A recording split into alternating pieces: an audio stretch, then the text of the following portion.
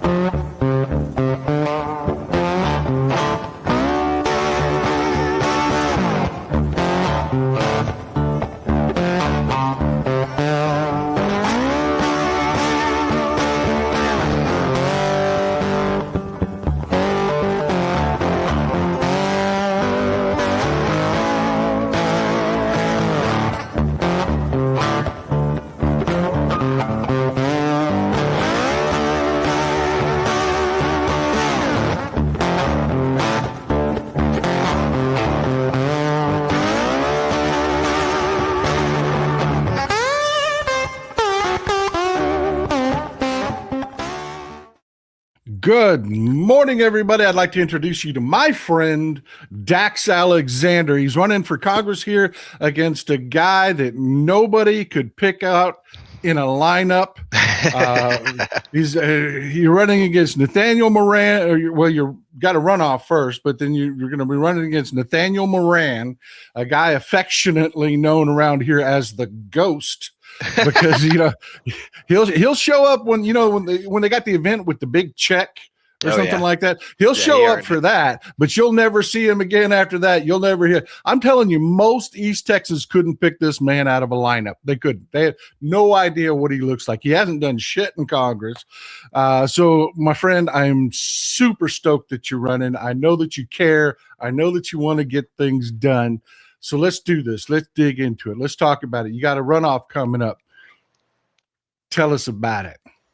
Well, we've got a runoff coming up. We're very, very proud to have made that runoff. I guess I need to introduce myself first. I'm Dax Alexander, running, and you gave me a great introduction, but yeah, just for the people. Dax Alexander, running for Congress out here.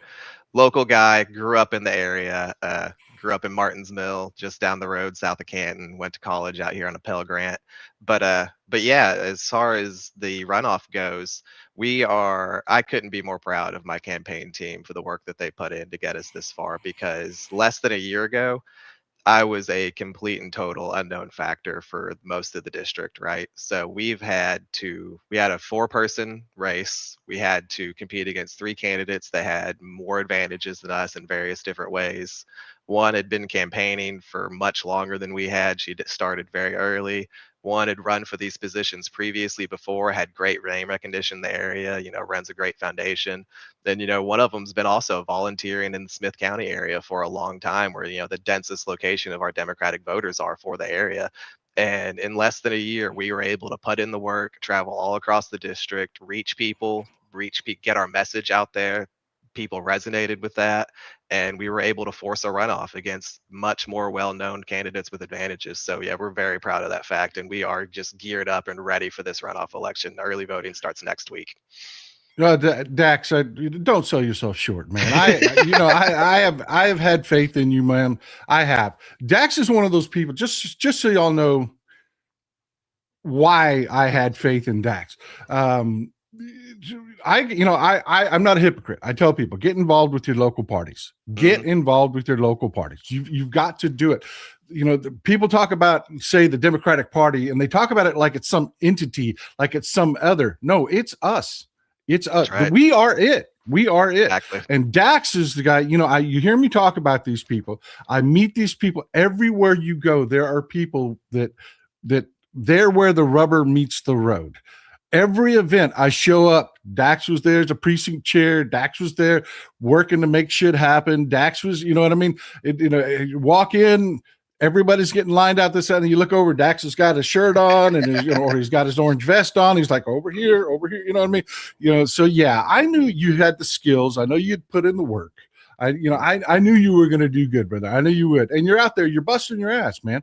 Every time I turn around, I follow you on Facebook, my friend. By the way, take a second to follow Dax on Facebook. Yes. Yeah. Dax for Congress. I'm telling you, every time something pops up, you're out there, you're doing the work, you're shaking hands, you're meeting people, you're talking to people, which is important because around here, people really don't feel like they have representation, man. That's a very common. They don't. So it's really refreshing to have somebody young and energetic, good to go. Dax for Congress, right there. Yep. To have somebody, what people are screaming for: young, energetic, idealistic. You've been working with the party, so you're not a total noob, right? You've got things to offer, but we have issues. Mm-hmm. We have issues. And what are you hearing most from people? Because I know you're talking to a lot of people. What is the feedback you're getting? Were they focused on?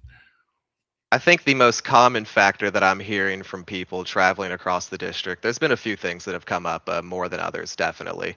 And more interestingly, the people that I've reached, because I've done a lot of campaigning and canvassing at, just markets where you reach people of every kind of ideology, right? Not just talking exclusively to Democrats. But one thing that comes you can't throw a rock anything, around here without hitting a Republican, yeah. Right? Amen. But the thing that comes up most is people are concerned about their medical care. In rural East Texas, people don't realize, people that live in cities and have access to hospitals and they're in range of ambulances within a few minutes if they have an emergency, don't realize that out in the country, out in the rural areas, which is very largely what our district is, you can be more than an hour away, 30 minutes to an hour away from any kind of realistic emergency medical care. That's not something that we should be accepting. I'm pushing for, in my opinion, never minding the access to the healthcare, even if it was close, most people can't afford it, right? So we have to have an affordable healthcare option. I'm pushing for some sort of universal healthcare option, no matter what form that may take, single payer or what have you. There's a lot of good options out there that we can negotiate through, but we have to do something. As the greatest country in the world, we have to act like it. And we have to take care of our people like it. And we also have to have hospitals in range for these people. And that's become a big concern that I've seen a lot of people express out here, especially women going through pregnancies, because in Texas, that's, never minding the state level issues we have with that care, there's a lot of things that can go wrong during that. And you need to be able to be close to your doctor so that they can respond to you if there's an emergency, so they can take care of you. And that's just not a realistic possibility for too many people in our rural areas. I've also encountered a lot of people very concerned with education. A lot of our schools are experiencing teacher shortages. They just have not enough teachers to cover the amount of increasing students every year. They've got them crammed into classrooms like sardines, 30, 40 kids in a classroom to a teacher. Students who have special needs that aren't having those needs attended to because they just don't have the staff on hand to it. So they're just shuffling them from whatever teacher has an open period, one class to the next. Things like that are very much at the forefront of people's minds. And as I said earlier, I'm talking to a lot of people on both sides of ideologies here. One of the things that I get asked the most that has kind of been surprising to me from people that will freely express, because they have to tell you up front, oh, by the way, I don't agree with you because I'm a Republican, but I want to ask you something because I'm very unsatisfied with Moran on this, is what they say to me. And this is something that, I've heard pretty universally from people that want to actually reach out and talk, is they ask me how I feel about AIPAC, because they feel like many of our politicians are just straight up bought and sold by Israel, and they are not concerned about what their representatives are doing. And like you said, they call him the ghost around here because he doesn't show up to talk to his people that vote him in, because he doesn't care what we think. He cares about what his donors think, what his big money people interests think, and what the president thinks, right? And so that's, well, yeah, they're used to it's, Dax, I mean, I don't mean to be crude. Well, I do mean to be crude. You know what it's been like around here. There's been decades of complete Republican control. You could take and you could shit in a box, 30 years, wrap it up, write Republican on the side of it, and it would win an election. I mean, the level of representation we have here is crap. And meanwhile, you're right. We've got hospitals closing, man. The hospital up in Gilmer closed down. That's right. That's the county seat out here in rural Upshur County, brother. I mean, it is, and these people see it. and they're worried about veterans care. Oh yeah. And what's Moran doing about for our veterans? You know, that you've got the Trump administration going after veterans benefits left and right, and you don't hear shit out of Nathaniel Moran on it. Because Nope. again, people couldn't pick this guy out of a lineup. No, I mean, I swear to God, when I say who I think run he it turns against, to people don't get it. vapor when when an event's over. Yeah, no, all I hear him talking about in Congress lately is he's been pushing lithium mining really hard. You know, he wants us to be able to compete with China, which, you know, like you said earlier, the president's over there, you know, just giving it all away to China right now.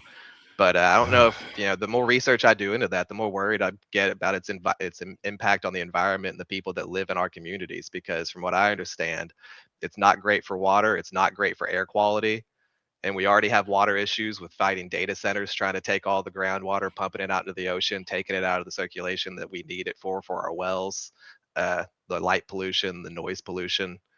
There's a lot of things that he's concerned about, but I don't think veterans care is one of them. Yeah, that falls under the category of DEI. A lot of people don't realize that a lot of veterans programs are categorized under that same thing. So when they just started universally slashing everything with no regard for what it was actually doing or who it was benefiting, a lot of veterans programs got hurt by that.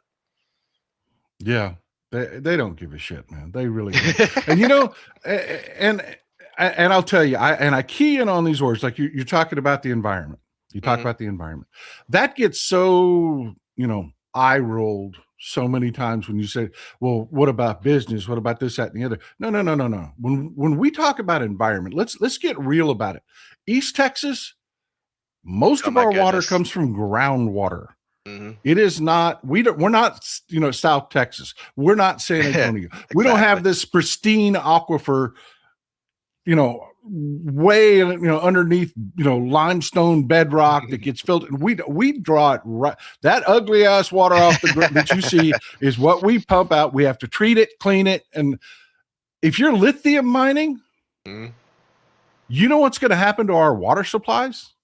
Do you know what these large industrial mines do? You know, we've already had to fight the dumping that, you know, they're bringing the fracking waste out of Louisiana and dumping it around here. Small Mhm. communities trying to fight that with, you know, no funding, no, you know, they're, you know, behemoths, and we have no representation, man. Mhm. None. So to hear you talk about it, I know you say the environment and people's eyes glaze over. No, man, That's the that is water we your drink. That's water. the air that we breathe. Yeah, exactly. Exactly.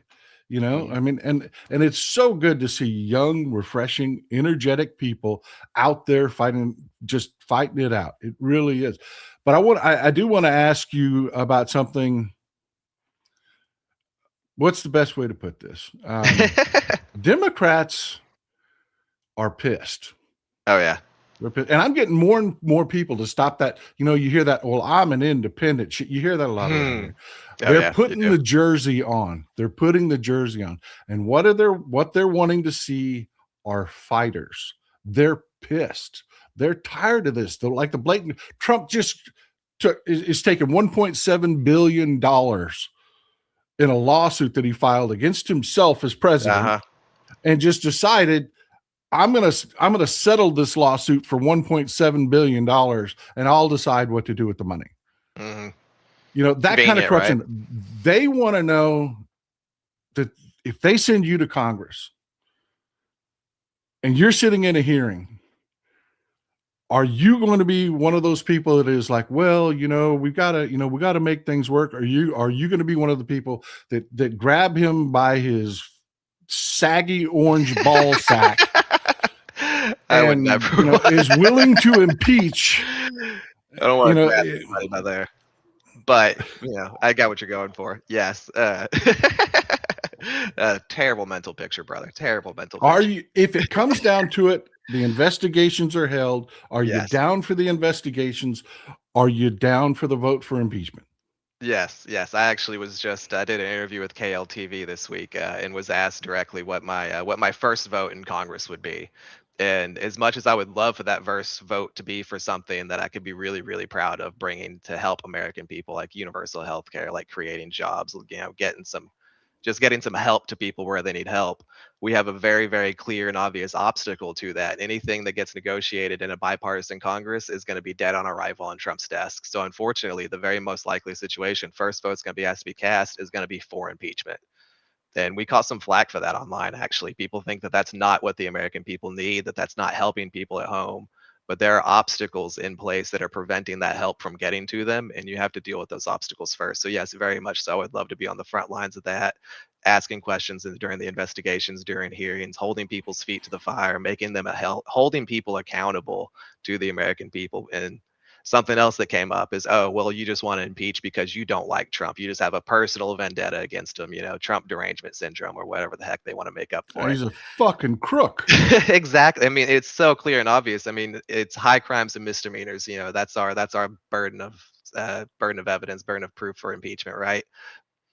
The Epstein class. Our entire government is now covering actively for child abuse, right? We've got these files that were supposed to be released by an order of Congress fully, have not been released. They've stated very clearly they have no intention of releasing the rest of the files. The ones they have released have redacted so many of the abusers while exposing so many of the victims. I've seen victims go on TV recently saying how they're constantly getting bombarded with attacks and questions from reporters who want to know their story when all they wanted was to just live their life privately, not be interfered with by any of this, and try to, move past everything. But now they can't because these files were released. Their names were not redacted, but their abusers' names were. That is the actions of our government, of the executive currently as it stands. If you can't impeach a president for covering for Epstein and his cohorts and those abusers, I don't know what you can impeach somebody for. Yeah, I'm telling you, brother. I hear you. And there's a story cooking. It'll be for a later show. But probably, I'm about to take a couple weeks off, man. Yeah. So I'm probably going to miss the height of this story. But y'all need to be paying attention to this. There are reports coming out that Todd Blanche is claiming this is over, and they're actually deleting files. Oh, Lord. I mean, I wouldn't doubt it. They have no respect for the process. Yeah, this is cooking right now because they know you have an incredible chance of winning. You do. They know that, and they're freaking terrified. So that, rules be damned, laws be damned. We're going to destroy evidence. You've got to be willing. And to your point, people are going to say, well, we need you focused on issues. We need you focused on, no. If there is no standards in our government, there's nothing else. That's the foundation for which we build everything. You've got to be willing to do it. But I got a question for you from the audience. Oh, cool. These people hate John Fetterman. And as much as I try to get them to not focus on John Fetterman, because he's just one freaking guy that votes the way we want him to vote 90% of the time, and then he goes on Fox and says stupid shit. Try to get them to not focus on it. They are very serious about that. They've got cinema rash. They've got Joe Manchin rash. They've got John Fetterman rash. They are sick of that shit, and they want to know, if we cut you, do you bleed blue? Oh, I bleed blue. I've expressed disappointment with some of Fetterman's statements and the way he portrays himself now. I think the last thing I actually talked to some people out in Nacogdoches about this, and when I visited out there, he had just recently gone on Bill Maher's podcast, possibly, and they were talking about the ballroom, and he was just 100% down for taxpayers being on the hook for a $1 billion price tag for a ballroom that was supposed to be paid for by private donors that should have never been a started project should have never been started in the first place. Destruction of the parts of the White House, that history, without any kind of approval, regard for, like I said, they have no respect for process, no respect for procedure. But yeah, the way he just seems to be willing to give a free pass to, certain things that I think really matter. These are things that we shouldn't be on the hook for. And yeah, I have no intention of, compromising on that front, compromising my values once I get to Washington, I guess is the way you could say that. I will remember the people that put me in office. Well, and just to be clear about it, Dax, it's going to be your job. It's the Republicans that are, people like Nathaniel Moran. That is supposed to be his job. They took a bulldozer to the White House with no representation, and Nathaniel Moran didn't say shit. Nah, he's just a rubber stamp. Whatever, You know, whatever Trump says, he just approved. yeah, spineless cowards hiding. They don't want a war powers vote because they don't want to be responsible for Iran. They don't want us be, Nope. you know. So here, I know you. Look, Dax, I know you. I do. I know you personally. Okay, so Yep. when I ask you this question, it's not that I don't know. It's Yeah. everybody watching this doesn't know. Are you going to have the stones to step up and do what needs to be done and juggle? Because you're going to have to, making the sausages ugly. You're Yeah. gonna have to deal with these because these Republicans aren't going to vanish just because we win in the midterms. Mm-hmm. Are you going to be able to be the hard ass you need to be? And also, okay, we both agree that we need more funding for schools. And your dumbass donor wants this without selling us out. Are you going to be able to juggle that, man? Absolutely. I mean, I wouldn't be running if I didn't think I were capable of it. I wouldn't be putting in the level of effort that we're all putting in. Wouldn't be asking our volunteers to be putting in the level of effort they're putting in. Wouldn't be asking people to donate if I didn't have every confidence in myself and didn't think. And we, you know what? It's that we're all a team on this. I think that I can do anything, and when we get to Washington, that we can achieve anything when we get to Washington because we will have the backing of all of our voters. That's not something you can put a price tag on. That popular endorsement from the people, it means that you can do anything out there. You can stand for what you believe in. You can stand for what's best for your representative, for your district. You can represent them with the dignity, the integrity, the honesty that they deserve, that they're not getting right now. Absolutely. I would love to be, like I said earlier, I would love to be on the front lines defending our interest at home. Well, there's two ways to do things. There's the way the Republicans do it, which is, just every bill has some gimme for their donors. Some, it's always greed. It's never about what's good for the people. It's Right. always about what's good for their donors because they pay for the steaks and the Merlot and the, you know what I mean? And there's that way, which we're seeing because now the Republicans control all three branches of government. hmm Then there's the way we see things. And I guess it's important. We need to remind people there is a better way on immigration. There is a better way. We Oh could yeah. modernize our systems. We could, so that we could actually vet. We could stop focusing on things. I'm going to tell a story later on about a guy that the leopards are just chewing his face right off, man. Sounds about right. Right. It is a All too story common like you story. wouldn't believe. But there are better ways. You don't have to focus on stupid shit that is divisive and untrue and you know what I mean? You can hmm actually do things. And that's what I love about you, man, is every time we talk, we end up falling down these policy holes. You know what I mean? These rabbit holes where we're, you know what I mean? And so if we had to move from the negative to the positive, Okay. what is your main focus? If you serve in Congress and you're a gray-haired old man by the time you leave, and you wanted people to remember, hey man, that Dax Alexander, he did this. hmm What would you want it to be? What would you want just everybody to just Dax Alexander is synonymous with.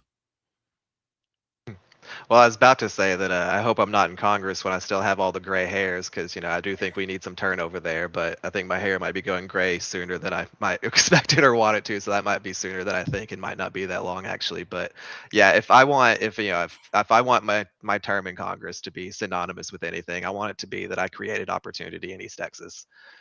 I've seen way too many talented people be products of our amazing upbringing out here, of our amazing the system we have out here, our traditions, our education. We have some great universities out here.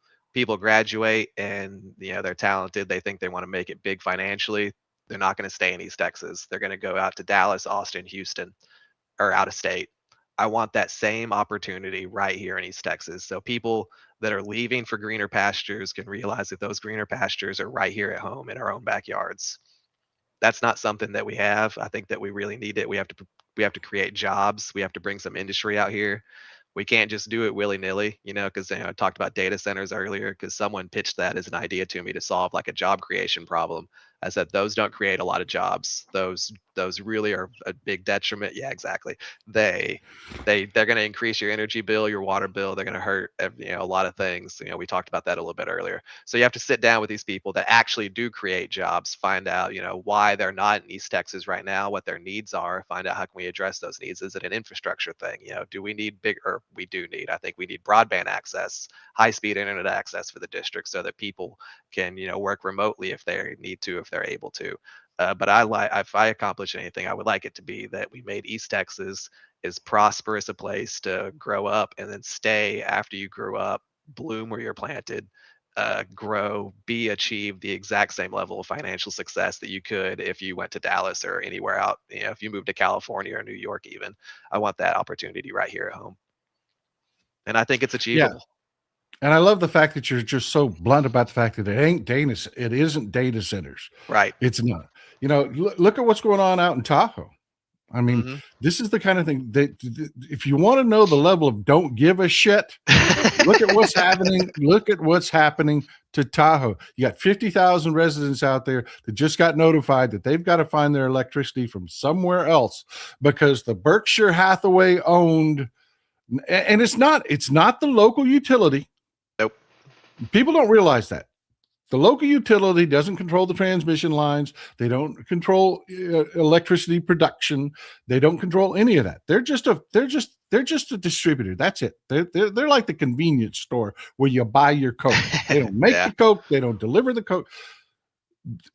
They're the actual NV Energy, which is owned by Berkshire Hathaway, just told 50,000 residents of Tahoe, you've got to find other electricity because we've got a 62 square mile data center that we have contracted and sold all your electricity to. We have none to sell you. It's all going there. And then on top of it, Dax, and just for a reference, folks, Manhattan Island is 20-ish square miles. So you're talking about a data center the size of 3 Manhattans. It's going to generate so much heat that they're predicting it will change the weather patterns around Lake Tahoe by 5 degrees. Oh, you know what that means? That's going to affect no snowpack. Things. No snowpack. What is Tahoe known for? Skiing. Well, good luck skiing on fucking rocks. And I wouldn't do it. And then you're talking about water problems because a huge amount of the water that the farmers rely on during spring planting, and comes from Sierra runoff. No snowpack, no spring runoff. Nope. But we got a 62 square mile data center that doesn't employ anybody because it's run by a fucking AI robot. Not good for the. That's what you're facing. And where I was going with that, Dax, this was actually a question coming at you, and I know I went long on that, and I apologize. All good. When you have to deal with a problem, man, like that, you're going to be up against a guy that wipes his ass with $100 bills. Yep. You're going to be up against a guy that drops Brinks trucks from the sky on people. Do you have the spine and the I don't give a shit enough to deal with it? Because it's going to get ugly, man. It's going to get ugly. It is. And they're going to be financed to the extreme. Are you ready? You're not going for a good time, buddy. No. This is we're going for a fight. This is good. Yeah. Are you down for it? For sure. Absolutely. You just got to meet these problems head on. People can see whenever something's being astroturfed. Whenever they see a campaign just start spending thousands and thousands and thousands of dollars to try to convince you of something that's not good for you, like data centers, trying to push something that they want to force to be popular, to make you think that just because you see the signs everywhere, that that just must mean that everyone else supports it and you should support it too.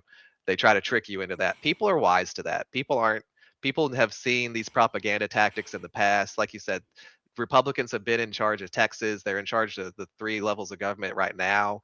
They've been in charge of Texas for like 30 years right now. We're used to it by now. We've seen through it.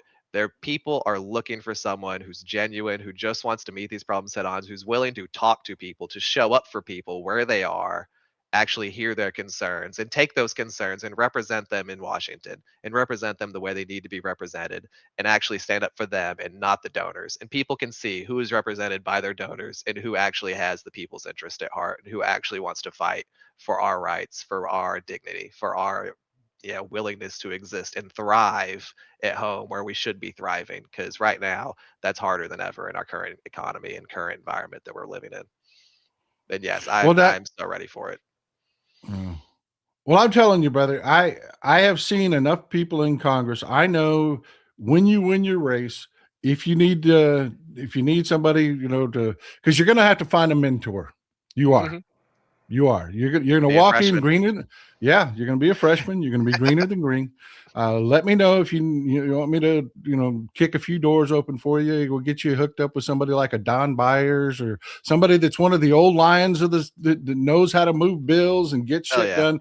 I am more than happy to help facilitate in any way possible. But first, we got to get you elected, brother. Yes, We got to sir. get you elected. First things first.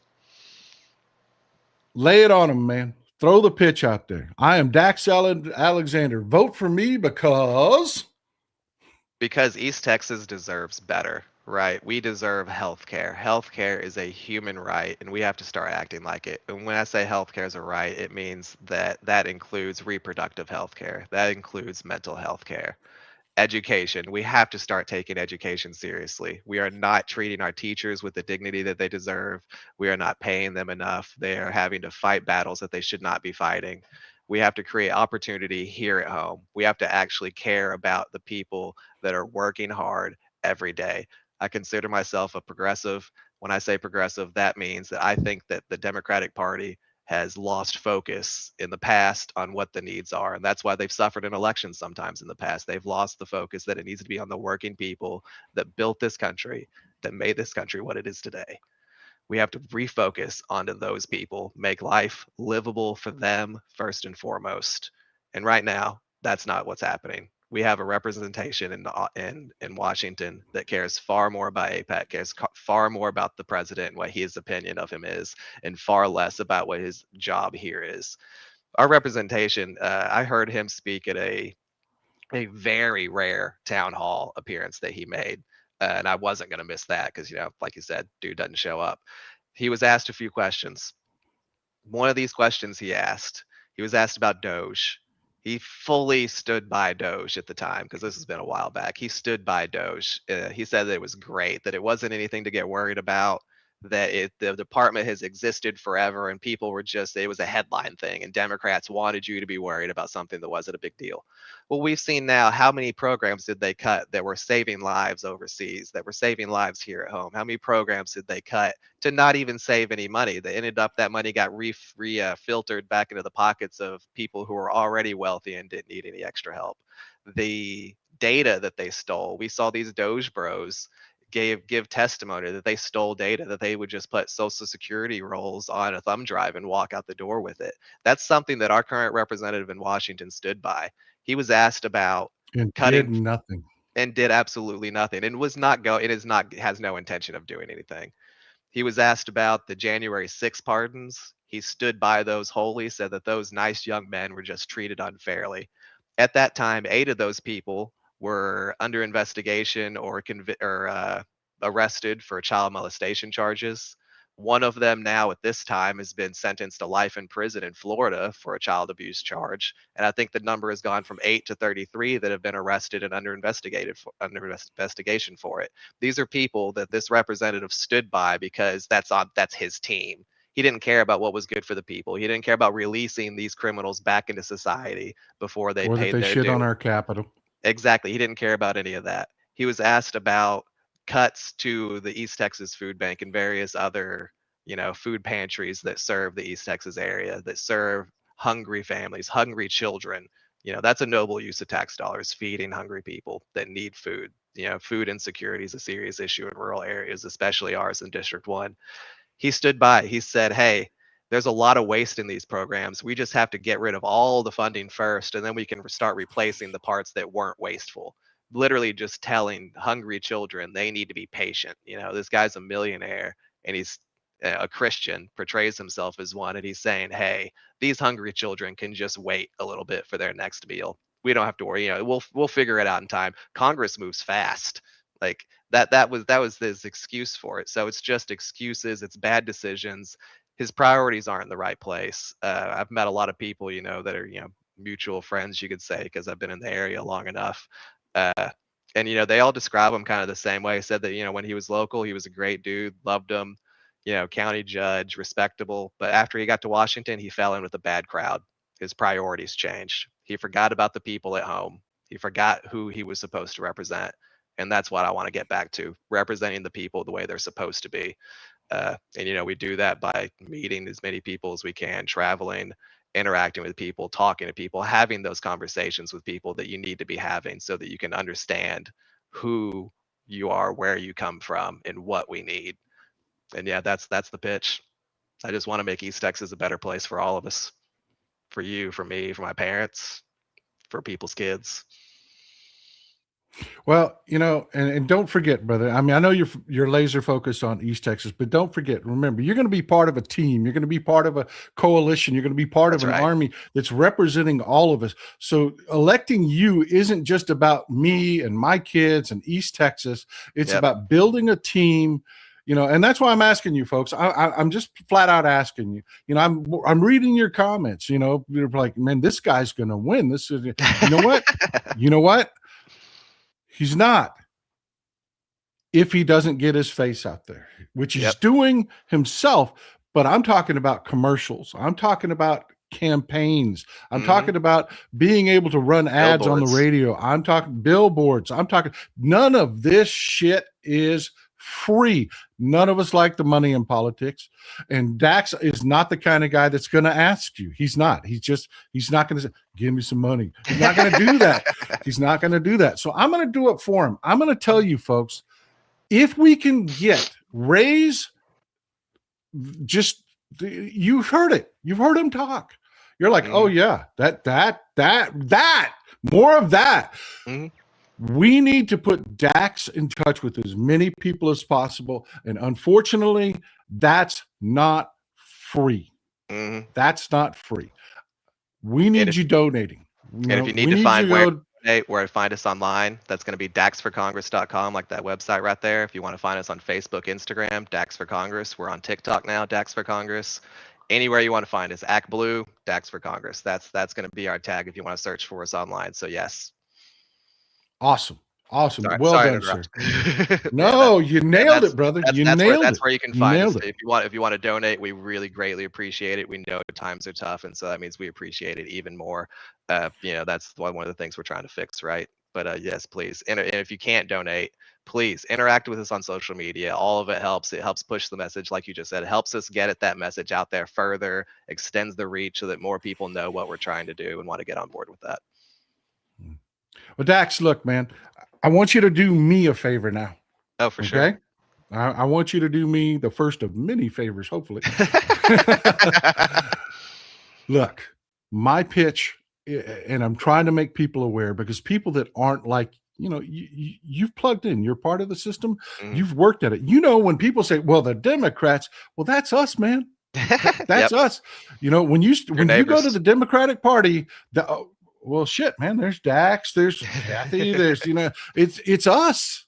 It's us. And I try every chance I get to tell people, get plugged in locally.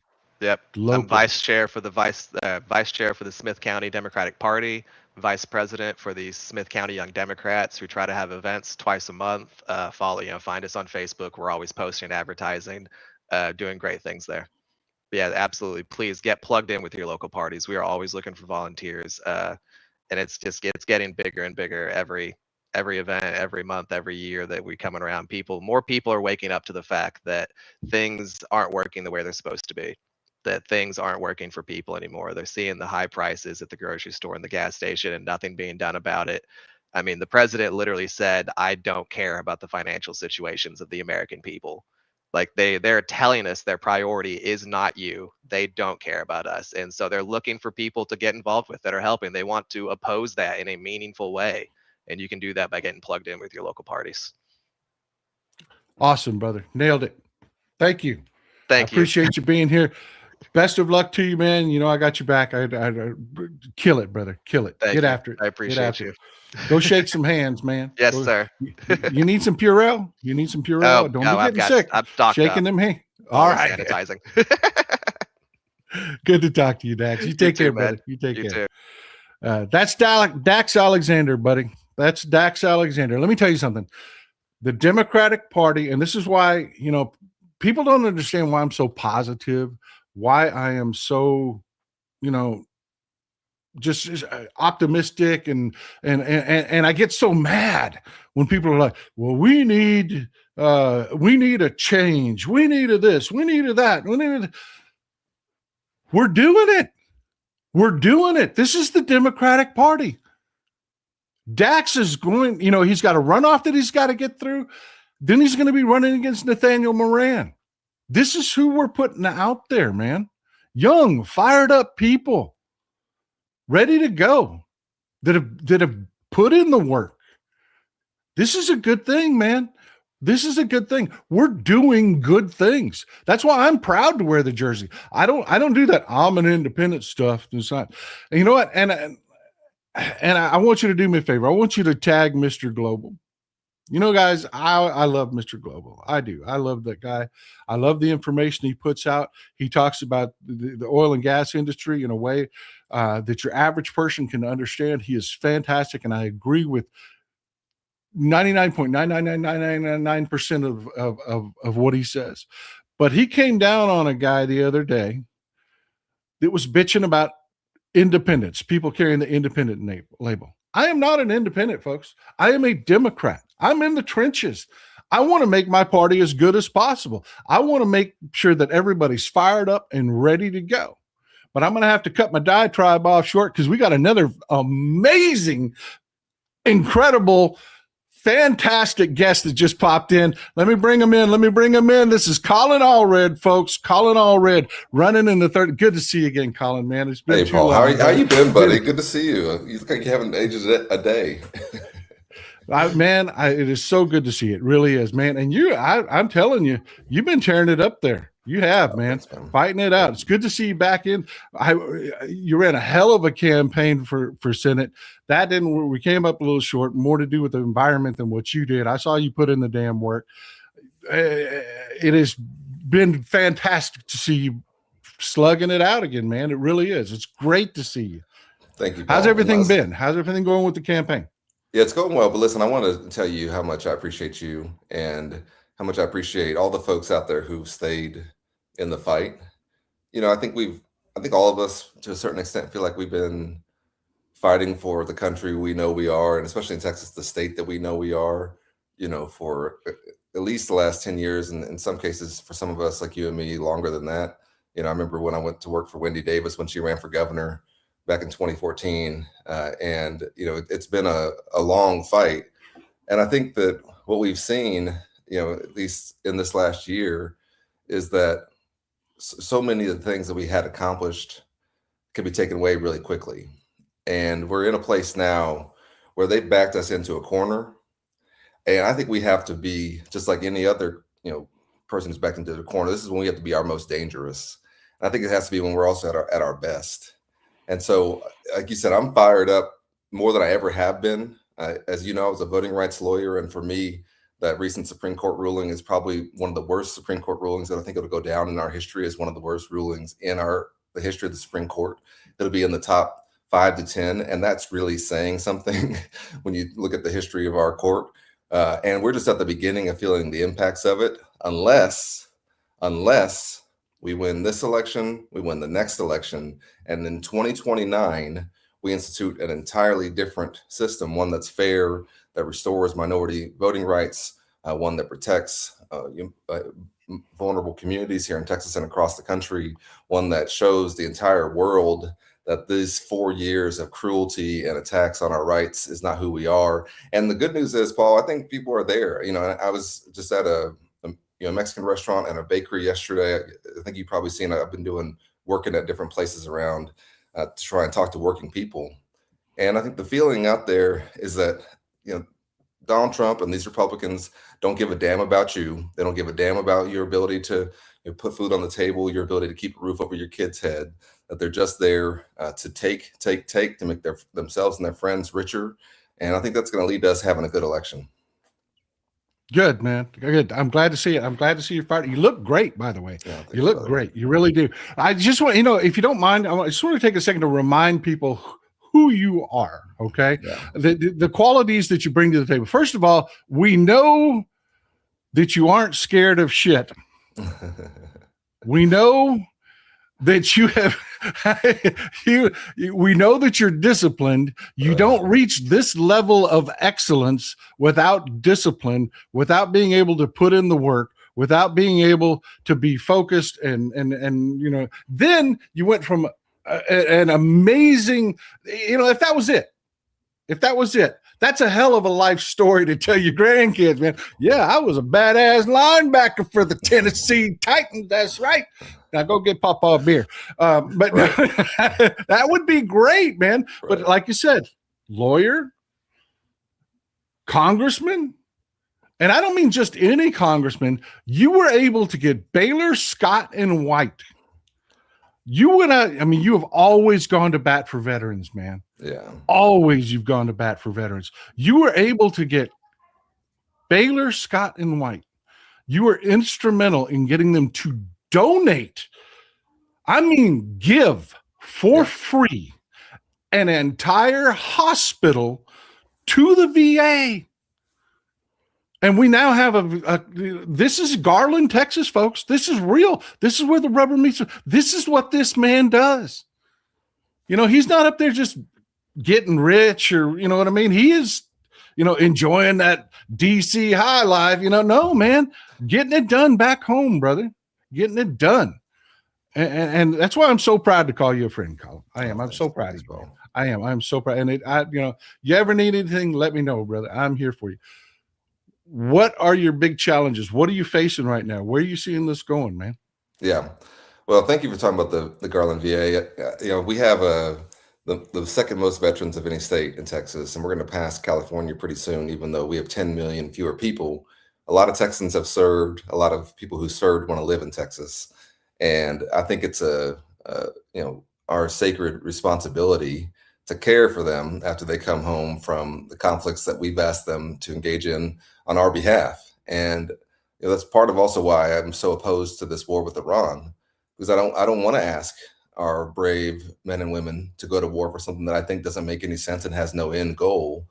Because my best friend from college, my teammate and my roommate is a Navy SEAL right now. He's still a Navy SEAL. And so I know when they send in special forces, who's going in, right? And I know what the risks that they're running. And he and I talk all the time, and I tell him he needs to sit his old ass down somewhere and that he's too old to be kicking indoors, but he's still doing it. And I think the least that we can do is have decent veteran services for them. And we haven't always lived up to that. And it's always been a fight. And, it was a fight with the Trump administration to get them to accept that VA hospital, to accept that hospital. It was valued at $400 million. For us to build a similar one, it would have cost $1 billion. And it's in better shape than the Dallas VA that we have, which was built right after World War II. And that is the second busiest VA in the whole country.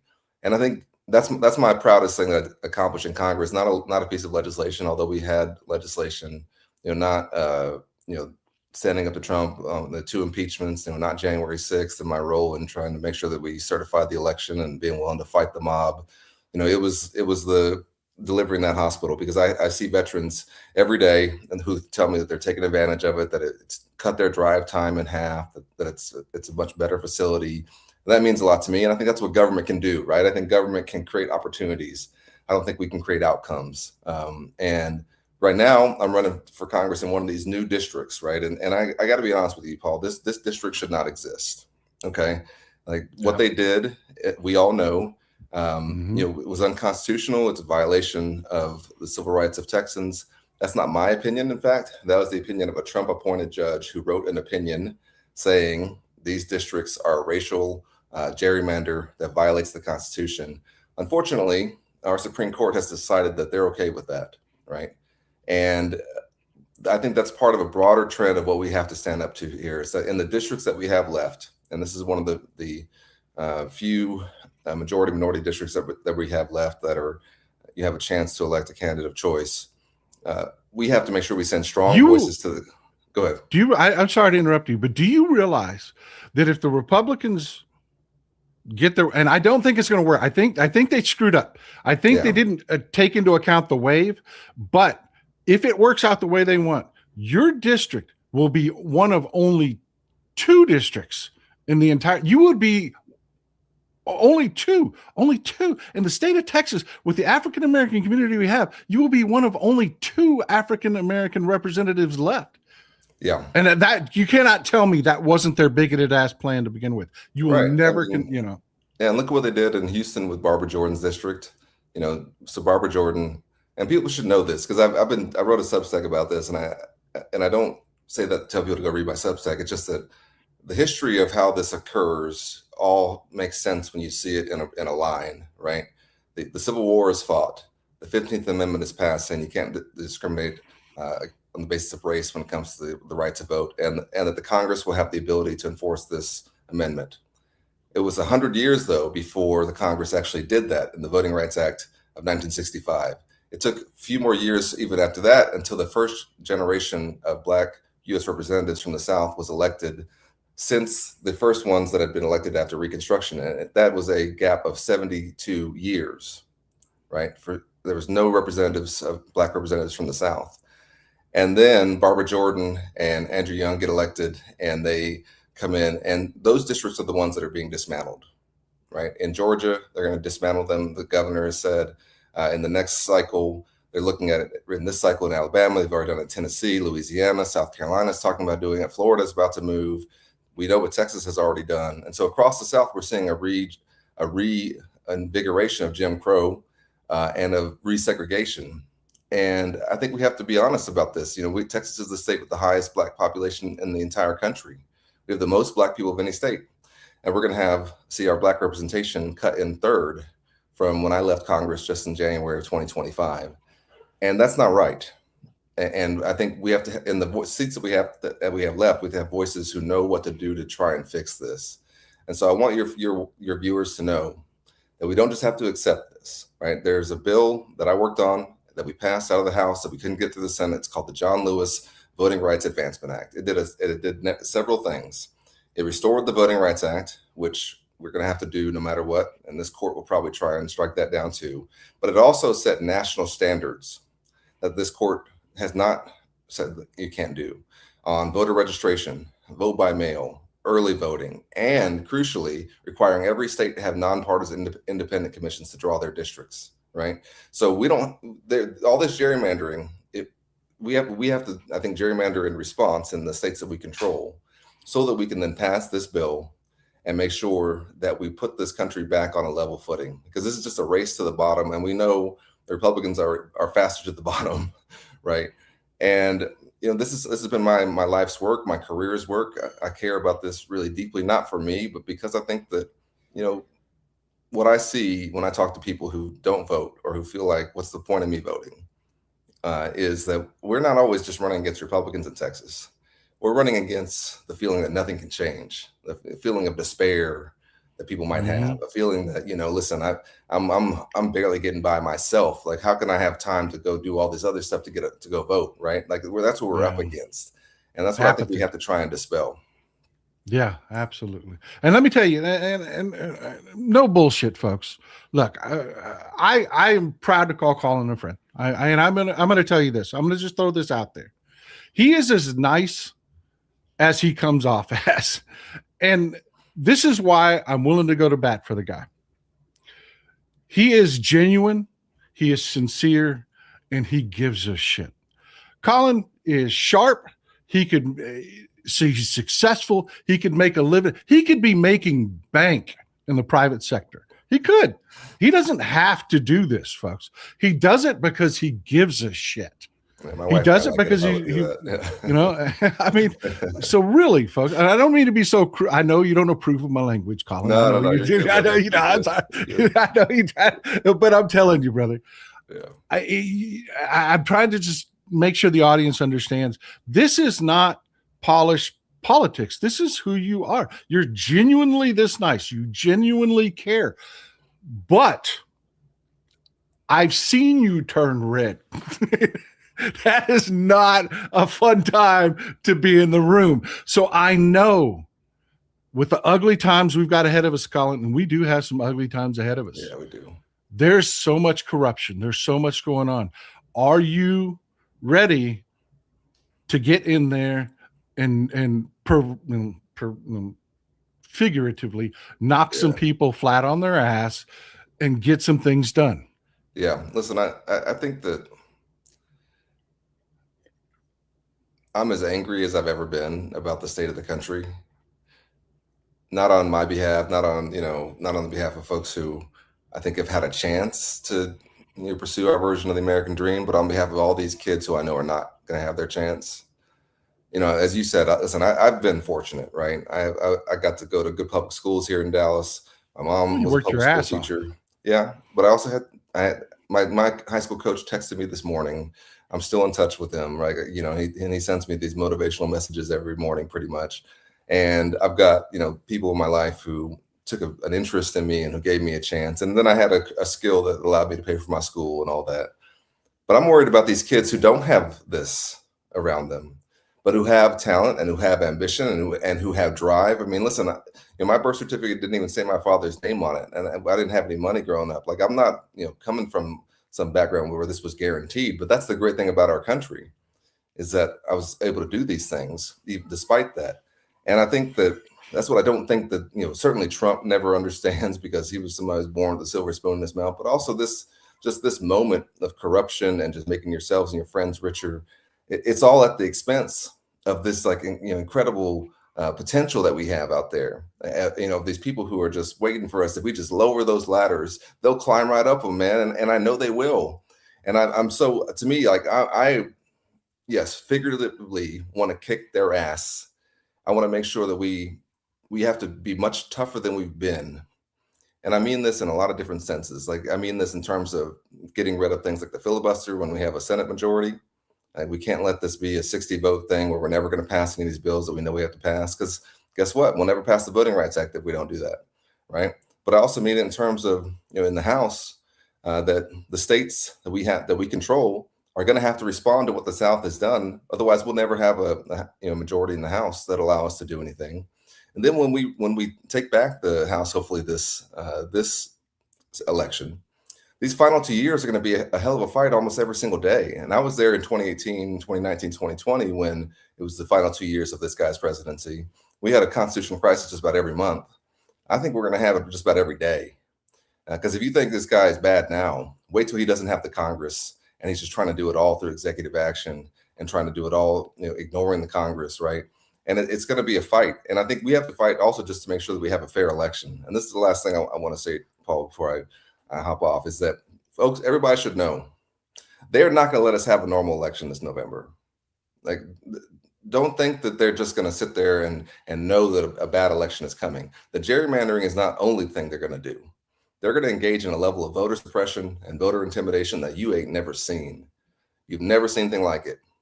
And it'll be things that tactics out of the history books and stuff that the history books couldn't even imagine.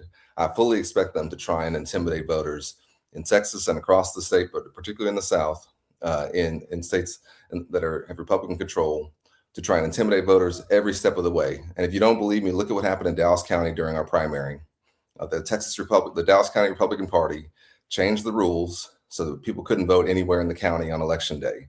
They've been voting that way for a decade. And at least 15,000 people were disenfranchised just in that primary in March. And it was because of their shenanigans and their BS, and they knew what they were doing. So everybody's got to be ready for it. We got to be ready as Democrats, and we got to say we're going to vote anyway, right? And I just appreciate you for being a part of this fight, Paul. I appreciate you for keeping it real. You know, I've been trying to spend as much time as I can with working people, and I think the message that I take back to Washington is that we also got to clean up our house too, right? We got to stop the stuff that leads people to think the Democrats are corrupt too. Stop the stock trading. Stop taking corporate PAC money. And say no to these big interests. Stand up to these big interests. Use your power to help the vulnerable, the working people, the people who need your help. Be their advocate. And I know that's who we are, but sometimes it gets caught up in this idea of, oh, well, we got to do certain things. No. People see that, and then that's how we end up with someone like Trump. Nailed it, brother. Nailed it. I'm with you. I'm with you 100%. That's why I'm always just anything you need. You know, you've got an open invitation. You're always welcome. Can you throw us a website? Yeah. Can you know? Yeah, please, go to my website, colinallred.com, but also you can follow me on all the socials at Colin Allred TX. And thank you, Paul. I appreciate you, brother. My pleasure, man. And I'm telling you, folks, Colin is this genuine. He is this nice, really. But when it comes down for the fight, this man is afraid of nothing. This is exactly who we want in Congress. We are so fortunate to have so many fantastic candidates. And Colin, I'm telling you, I'm looking forward to your leadership.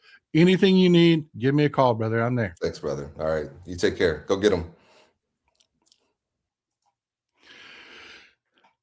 I'm telling you, folks, this is why I'm optimistic. This is why I'm optimistic. We have so many fantastic people, just good people standing up. They look, okay, I'll do it. I'll do the job. It's not a fun job. It's not an easy job. As a Democrat, it's not like, when Colin gets elected that, he's not going to have some Republican donor show up and say, you know what, you go ahead and join this local club here. And they've got a reciprocal agreement with the club I've got sway with in DC. We'll get you taken care of. He's not going to get that. No, he's going to, not only is he going to have a full-time job working for you, he's going to have a full-time job trying to get reelected with nobody handing it to him. And he's willing to do it. He's willing to do it. And I'm telling you, folks, he could make bank anywhere. He is, gifted, and, he is successful, and he's willing to be a public servant. That's what we want. That's what we want. That's what we want. That's what we want. And I'm so glad to have him here. I'm so glad to have him here. Well, look, folks, there is stuff going on. I love talking to the guests. I do. Let's catch up with some of your comments, and then we'll get to work. Welcome, Matt Plaskin. Welcome. Thank you. Thank you. Thank you. Thank you. Good to see you. Good to see you. Good to see you. Mark, welcome. Glad to see you too, brother. Glad to see you too. Welcome to the community. Rock and Ron, thank you for the support, brother. Dottie, thank you for the support. Thank you. I appreciate you. Quanthrux, all Chicago, I'm assuming you're talking about China. China had to do was put little girls waving flags in front of Trump to create those old flashbacks of Jeffy and Epstein Island. Go MAGA. Yeah, Trump got rolled. We're going to talk about that right now. Trump got rolled. Oregon wine lady. But if both parties in a lawsuit are the same entity, the lawsuit is null. That, we're going to, let's talk about that. Let's talk about that right now. I'm going to pause for I'll finish up with the comments here in just a second. Let's talk about this right now. What she's talking about is this just happened. This just happened.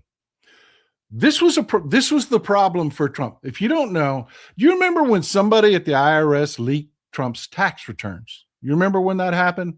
And we found out that he was really just broke. We found out that he doesn't pay taxes. All that information spilled. You remember when that came out. We talked about it on the show.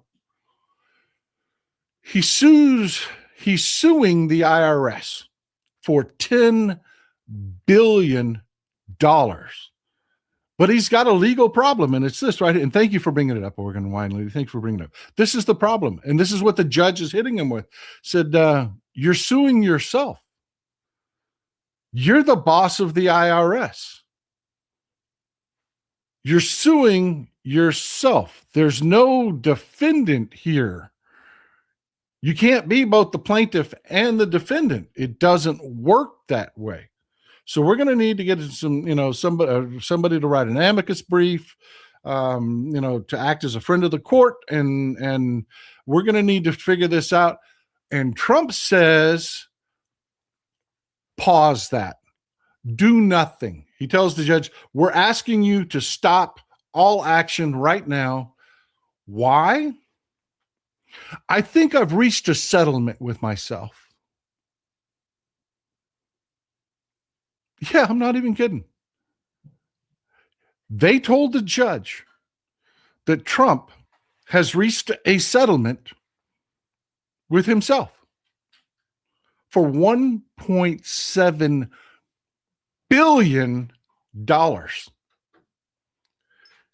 He's going to get $1.7 billion of yours and my tax dollars,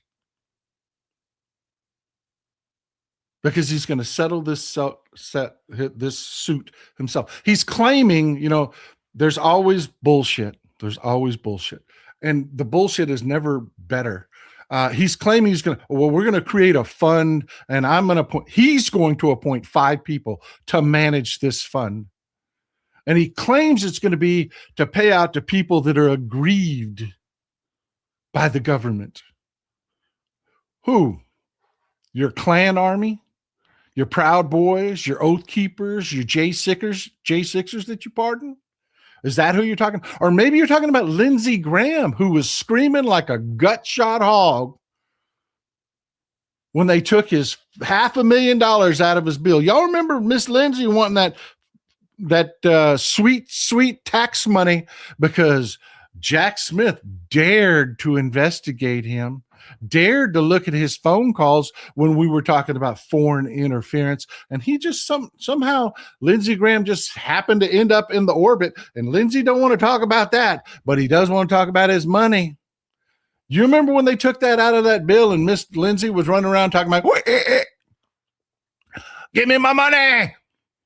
Well, now he may get it because he was aggrieved by the government. And Trump is trying to sell, it won't be for me, like he's some martyr or something. It won't be for me. Bullshit. This is corruption out in the open. This is Republicans literally opening up a vein, Uncle Sam's vein, and just drinking. This is sick, out in the open, disgusting corruption. And Republicans are doing nothing. Nathaniel Moran, that old Dax is going to be running against, he don't give a shit. The ghost, nobody's heard from him. Colin Allred, he's going to have to deal with this when he wins. You want Democrats that are willing to fight? This is what we're talking about. This is why we're doing it. This is why I do what I do. Thank you for bringing that up. Skeets there. Breaking. Lake Tahoe has lost its electricity contract to an AI data center. We need to take our society back. Yeah, that's what I was talking about with Dax. 62 square mile data center they're building at Lake Tahoe. Which, by the way, if you've never been to Tahoe, that was part of me and Mrs. Texas Paul's honeymoon, and we went out to California, and we just did a tour of California. We stayed in Tahoe for a night, and then we went around and did some tourist stuff around the lake, and it wasn't ski season, so we didn't go ski. I don't ski. Nobody wants to see my fat ass falling down the side of a mountain, including me. But it was springtime. The passes were open. It was beautiful, just absolutely stunning. They're going to build a 62 square mile data center in that pristine, beautiful area, the Sierra Nevada mountains, and it's just a crime, folks. That's 3 times the size of Manhattan. Manhattan, 20 square miles. All data center.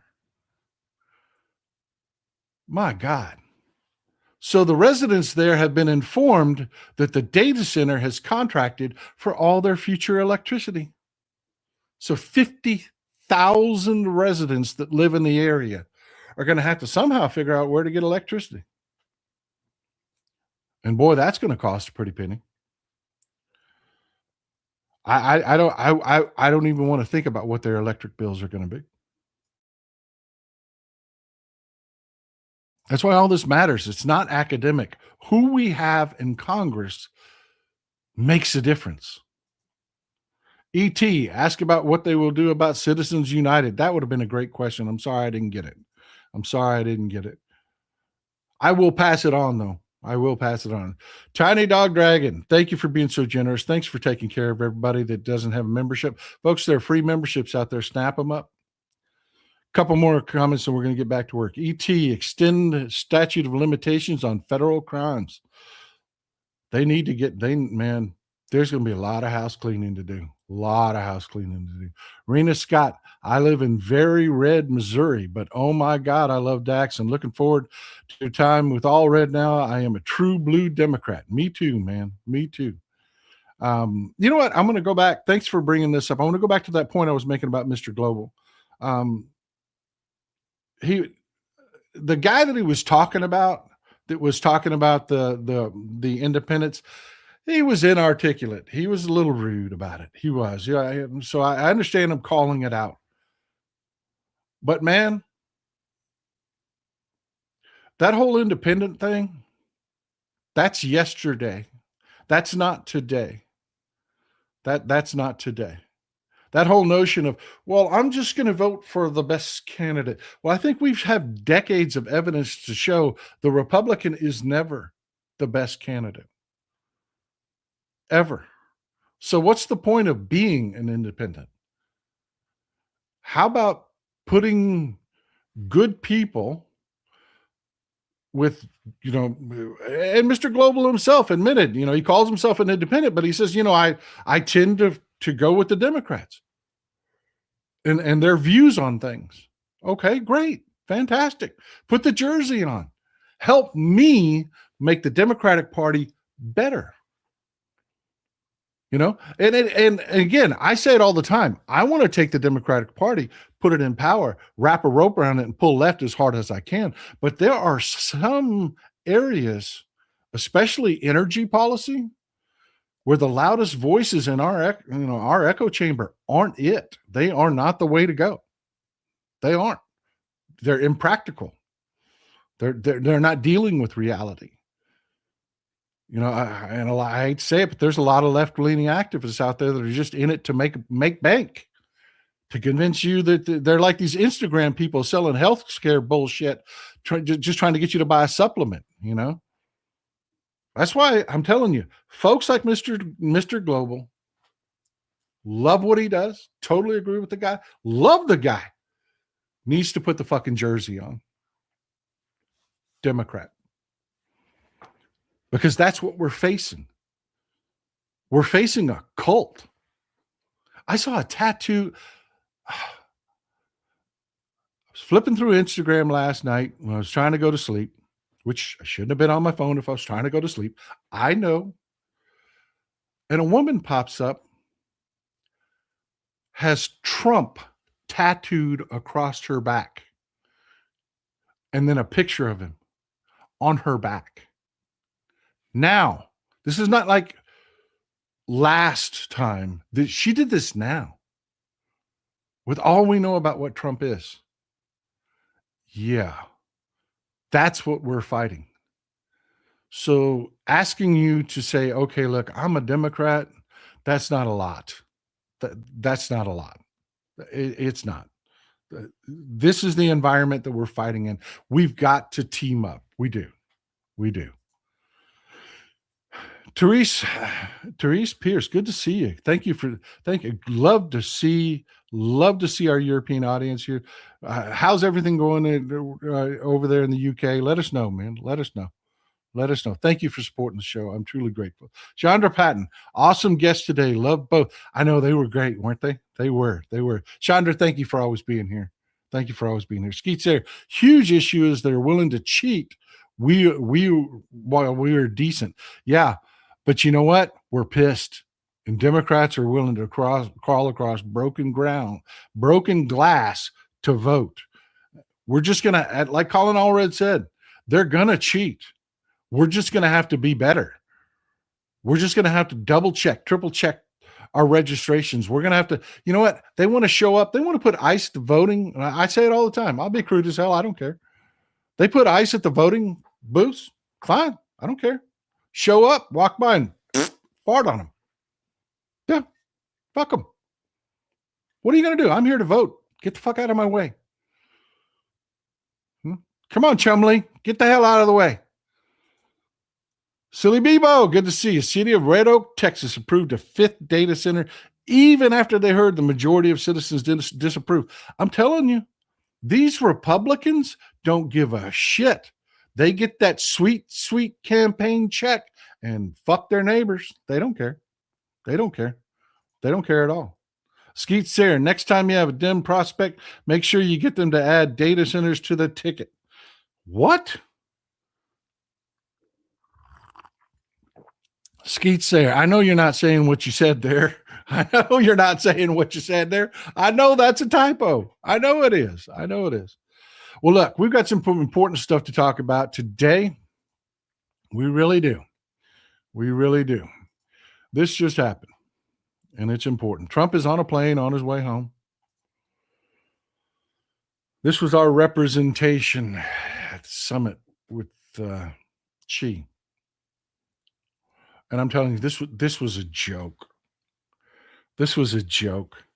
Trump took his family. And I'm not even going to get into the Hunter Biden stuff and the hypocrisy.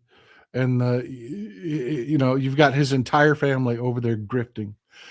But he brought a bunch of tech bros. Elon Musk was there. Trump is demented. What the Chinese got to look at that is supposed to be representing the United States of America was fucking pathetic. You had a bunch of greedy ass tech bros. An idiot. I mean, just an idiot for a president with dementia, weak, old, frail. Our trade negotiator, Jameson Greer, is pathetic. Completely pathetic. And we got rolled. Completely rolled. Of course, if you listen to Trump, ooh, great deals, solved problems, got everything done. Ooh, we sold 200 Boeing jets while I was here. Oh, really? Really? Because the target of the trade negotiation was 500. That's what the market was expecting. That's what China needs. Should have been an easy layup. Boeing stock is in the toilet today because China's only buying 200 jets. They needed 500. This should have been a layup, but instead, failure. And that's not the end of it. That is not the end of it. But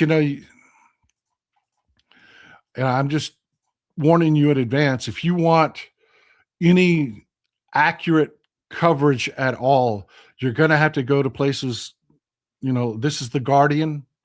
You're going to have to, I've cut the Guardian off on top. I'm sorry about that, but this is the Guardian. It's a British newspaper. You're going to have to go to foreign press because what we're getting out of our press is just, it's pathetic. They're quoting what Trump says in quotes. And then when you read the article, you've got to get down to like paragraph 6 or 9 before they finally mention, and oh, by the way, this isn't true. And oh, by the way, it wasn't a great meeting. And I'll give you some examples of what I'm talking about. You'll notice here the headline, she warns Trump of clashes and even conflicts with U.S. over Taiwan. Yeah. Right. Okay. This is the first day after, folks, you get reporting out from both sides on what was discussed, what was on the agenda. China's version, Taiwan, Taiwan, Taiwan, Taiwan, Taiwan, Taiwan, Taiwan. They wanted to let us know we talked about Taiwan. The first day, Trump tried to pretend they didn't talk about Taiwan. He didn't. No, nothing. In fact, when he was asked about it, he ignores a reporter's question about it. He just doesn't want to talk about Taiwan. Look, I've got a little clip for you. We're not going to listen to much of Trump talking. Don't worry. I hate his voice. You hate his voice. This is pathetic. But yeah, this was the best they could do on Fox News. For your talk, sir. It's great. Did you talk about Taiwan? Great place. Incredible. China's beautiful. Yeah, neither wanted to say anything about it. For your talk, sir. It's great. Did you talk about Taiwan? Great place. Incredible. China's beautiful.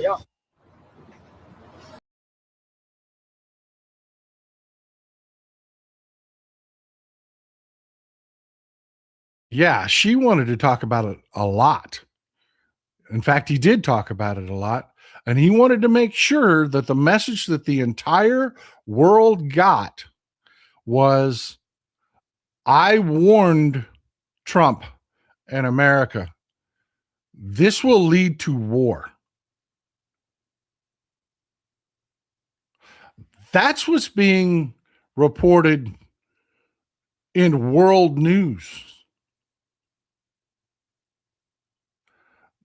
That's what's being reported to the rest of the world. Here, no, not at all. Not at all. Not at all. No outlet is saying at all, she warned Trump Taiwan could lead to war. No, they're quoting Trump, who finally had to admit when he's got people that watches news 24/7. He watches news 24/7 on his damn phone. When it became obvious that they talked about Taiwan, Trump, beautiful deal. Yeah, we made huge you didn't make shit. You didn't.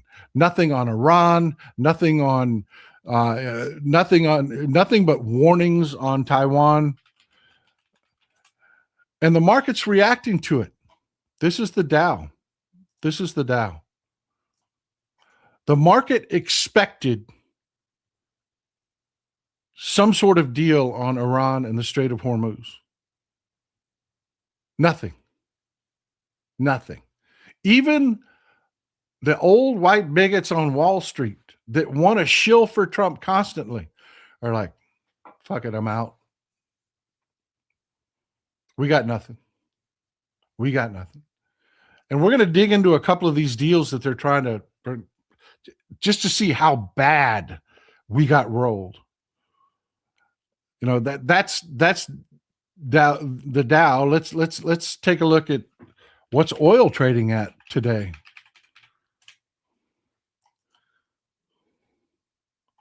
Holy shit. We're back up to 105 a barrel for West Texas Intermediate crude. 105 a barrel.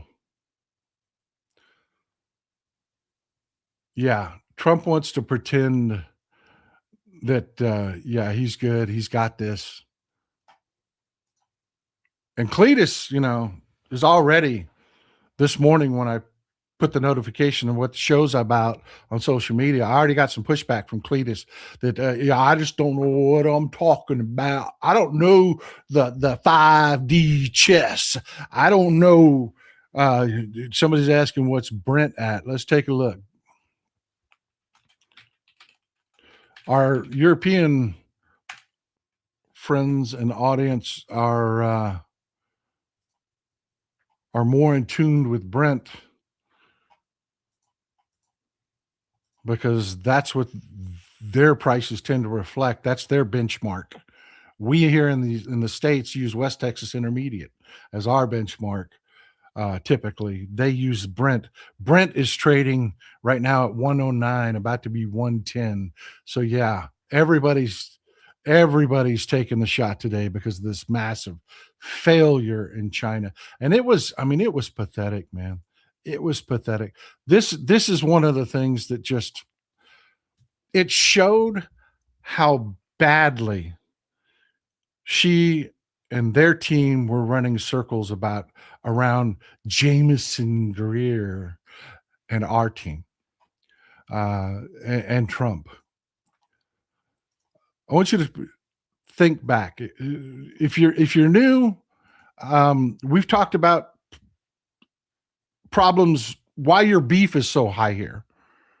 And we also talked about, if y'all remember in the show, I was talking about how calves are selling for ridiculous amounts of money because people are desperately trying to rebuild their herds, but people don't pay astronomical prices for calves if they think prices are going to go down, because a calf is an investment.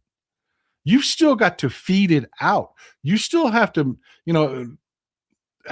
veterinary care and transportation expenses and everything. It's an investment before you start talking about hay and cubes, feed supplements, any of that. So to be paying premium prices for calves, I'm talking thousands of dollars for calves, they're betting beef is going up. Trump tries to brag that he's cut a deal with China to buy our beef. What do you think that's going to do to your beef prices? What do you think that's going to do to your beef prices? Fortunately, and she knows this. She knows this, and she knows that inflation is killing our economy. He knows it. I mean, he is 2 steps ahead of Trump, because you're going to have ranchers that are like, oh yeah, cool, we're going to sell some beef, price is going to stay high, woo, going to make some money. But it's going to kill our economy. The rest of us are going to take it in the shorts. But it gets worse. It gets worse than just that. This was a humiliation move, because not only did they send beef futures soaring, which is going to affect your grocery bill, when they made this announcement, the next morning, this morning, they took it back. Well, not all of it. They're still buying enough beef that beef futures are climbing, and it's going to cost you more at the grocery store now. But that great deal where they approved, different importer licensing and stuff they took about 80% of those back. They just humiliated them, said, nah, we don't think so. We don't think so. They gave Trump time to make the announcements, and Jameson Greer to make the announcements that, oh yeah, we're going to be exporting beef, and it's not just beef. We're going to talk about a couple different things. Then they humiliated them and took it back. And that's what the rest of the world is seeing. That's what the rest of the world is seeing. And it wasn't just beef. This. Want to know why your oil the price of your gas is skyrocketing again today. It's not just they didn't make a deal in Iran. It's not just that, because I actually do have a little bit of good news for you about that, but it's this.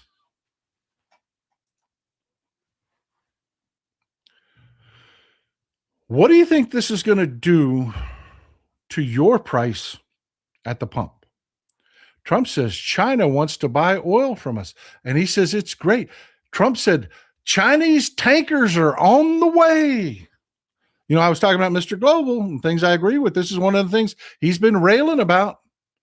He said it wouldn't matter if they opened the Strait of Hormuz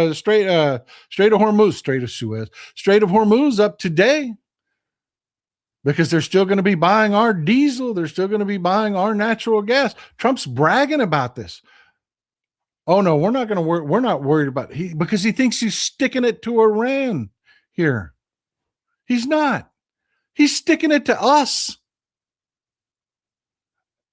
And she knows what this does to our economy.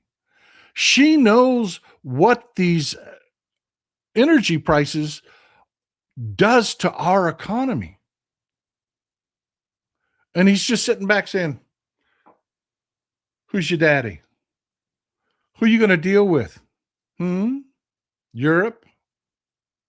Middle East? Russia? Africa? Who's your daddy? This moron is letting me just piss all over his economy. This was bad. They thought this was going to be a distraction. No, this is just pouring gasoline all over themselves and setting themselves on fire. And they're out there. Here's old Jameson Greer trying to sell it. U.S. expects double-digit billions in Chinese farm purchases after Trump-Xi summit, says Greer. Then when you get down to paragraph 6, forgive me.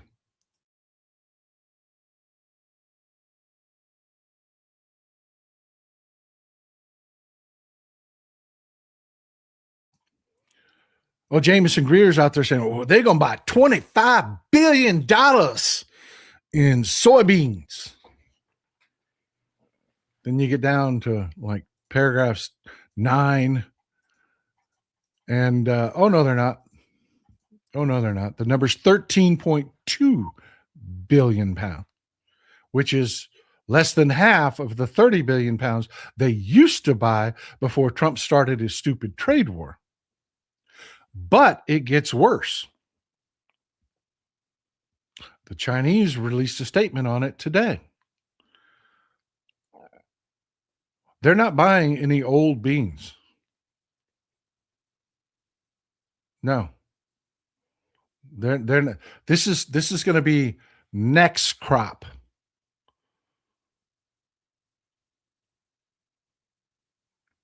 And it's less than half of what they normally buy. But Cletus is over there just thinking, oh man, Trump said it. Fantastic deals. She, to his face, told Trump, stay the fuck out of Taiwan.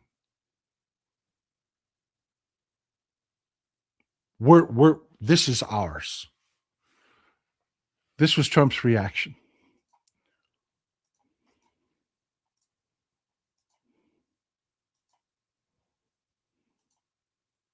Before we leave Taiwan, Mr. President, President Xi said that there was a risk of conflict with the US over Taiwan. What's your response to that? I don't think there's a conflict, other than we don't need their strait. We don't need the on Taiwan, Mr. President Xi said there was a risk of conflict with the US over Taiwan. No, I don't think so. I think we'll be fine. He doesn't want to see a war. And you have two things. You have the Iranian situation, and that I think we agree almost entirely, other than he's a buyer and we're not. We don't need it.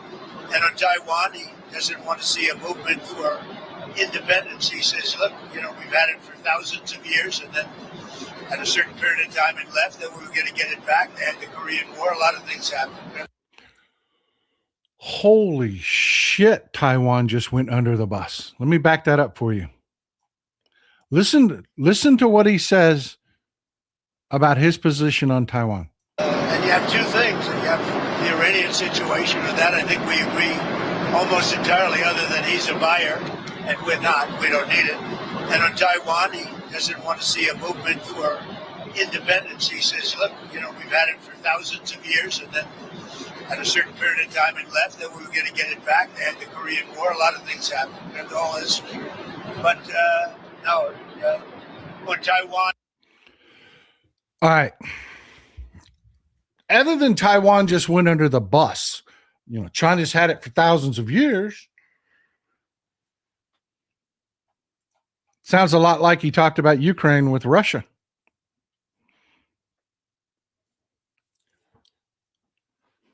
Yeah.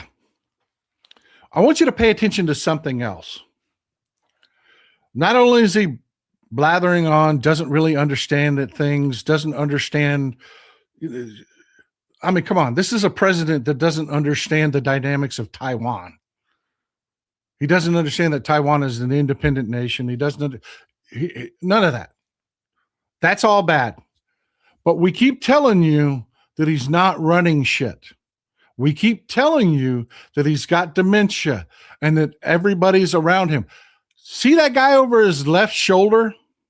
That's Jameson Greer. Watch him.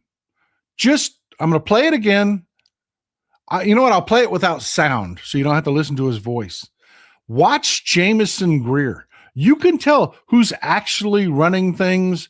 He's trying to keep track of exactly what Trump is saying so that he can step in.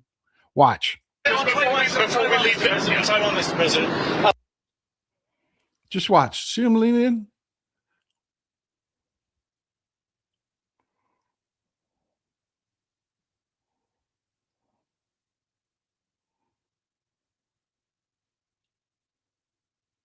Are you following that shit?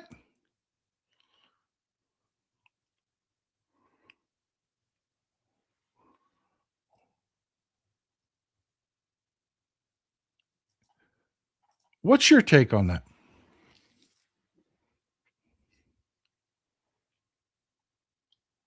If you just looked at that, what's your take on it?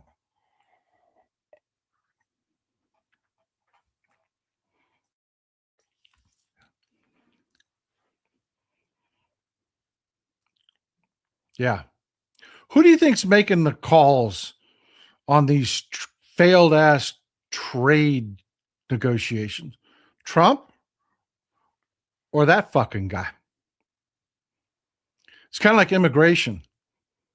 You think Trump's making the calls? Or do you think Stephen Miller's making the calls?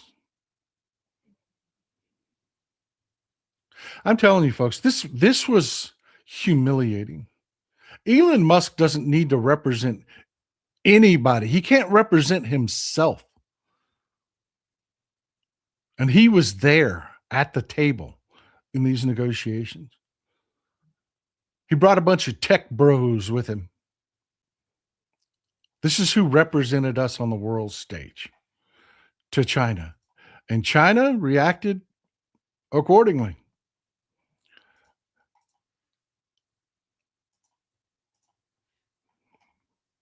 Let me look something up real quick while we're talking. I want to get a real time on it.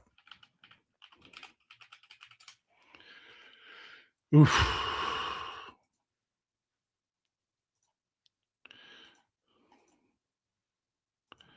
Yeah, Boeing's taking a beating. That is not a good look. That is not a good look. And they're taking a beating because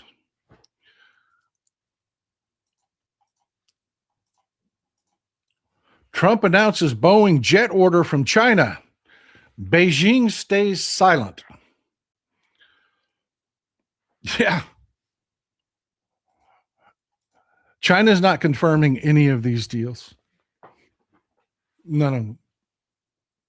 In fact, this morning, they're clarifying that the shit that the White House keeps saying is bullshit. Boeing is telling us that they sold 200 planes. Trump is trying to sell it like, woo, that's a big deal. The contract was supposed to be for 500.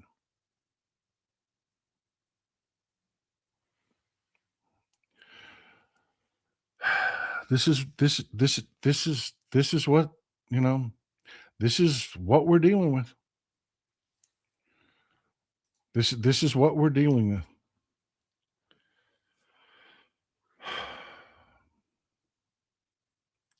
Well, look, I want to wrap up today's show with a little bit of a story. Stick with me, okay? Just stick with me. This is very relevant to our leadership and why we have to take power back. We do. But why we're on our own in doing it. Why I don't need you to be independent. I need you to be a Democrat. Why, it's this kind of thing that's happening. I want to introduce you to Joe Ceballos. This is Joe Ceballos. Joe used to be a lineman. Joe used to be a lineman. You know, the people that keep our power running, stuff like that. Then he got a little bit of more stable job. Didn't have to travel as much. Wasn't as dangerous. He ended up working for the city. He got a job with the city. He got a job right here in Coldwater, Kansas. This is Coldwater, Kansas. You want to give you an idea of the region we're talking about. There ain't shit out here in Coldwater. This is rural. This is like where I'm at. This is deep red, rural as it gets. Look how far away it is from Wichita. And Wichita ain't a hell of a big city. It's not.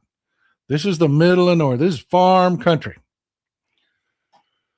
You get the idea, right? Here, let me turn the layers off so you get a better look on the map. Out this little dot out in the middle of nowhere in Kansas. He gets a job with the city there. And he works. He works hard. He did. Worked his way up into management eventually. He ended up, he started out doing maintenance. He ended up running their water system. Yeah. I mean, you're talking about a success story, Ended up running their water system. Then he retired from there. While he was working, he bought some property, about 150 acres. He runs cattle. I mean, this could be East Texas. It could be East Texas. He runs about 30 head of cattle, a little bit of hobby farming. This is what he did with his life. Then decides to run for city council, and he wins. And, he's lived there almost his whole life. The people know him, grew up with him.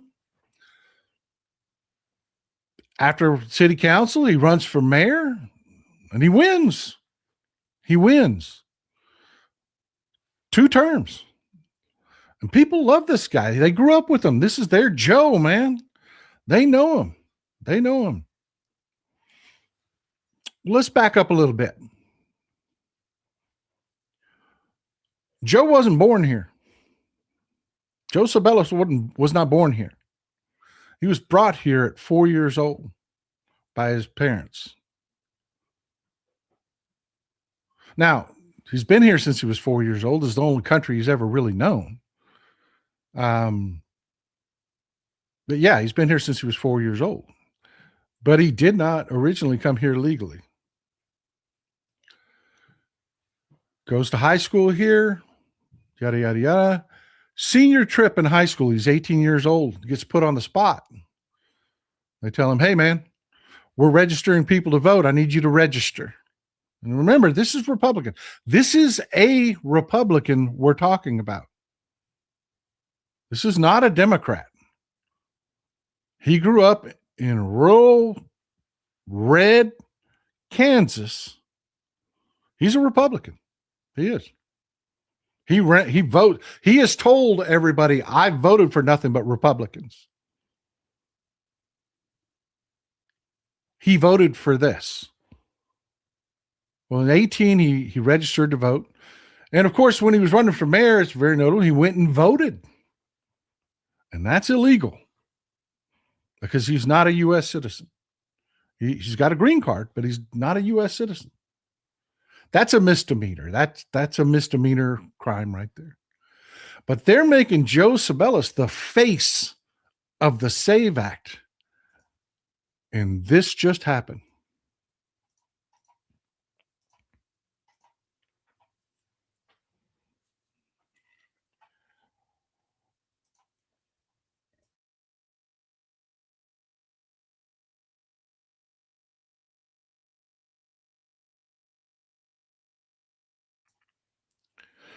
Yeah. He got arrested. They made him, Chris Kobach had him arrested. He pled out to a misdemeanor because, like I said, voting illegally is a misdemeanor. It is. This is not a great crime. This guy's lived here since he was 4 years old. He claims that he didn't know that he couldn't vote. He thought because of his status, his green card status, and he's lived here his whole life, that he believed he could vote. And he admitted, okay, yeah, I didn't know it was illegal, but it was illegal. I'll plead out. He pleads out to a misdemeanor. And it's like, whew, glad that's behind us. Oh, no, Joe, no, it's not behind you.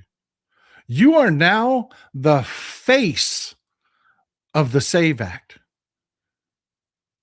Because now Chris Kobach and Trump and the Republicans are claiming this happens millions of times. Now, and throw out the fact that he votes nothing but Republican. Again, voter fraud, he's a Republican, not a Democrat. Not a Democrat. He's telling anybody that'll listen, hey, I'm one of you. And here's the thing. This is why I'm telling you we're on our own here. Because the people that grew up with Joe Sabellis, that elected him to 2 terms as mayor, they're pissed. They're pissed. That's our Joe. You're deporting our Joe. Yeah, that's what you voted for. No, that's not what we voted for. That's Joe's like, this is not what I voted for. Yes, it is.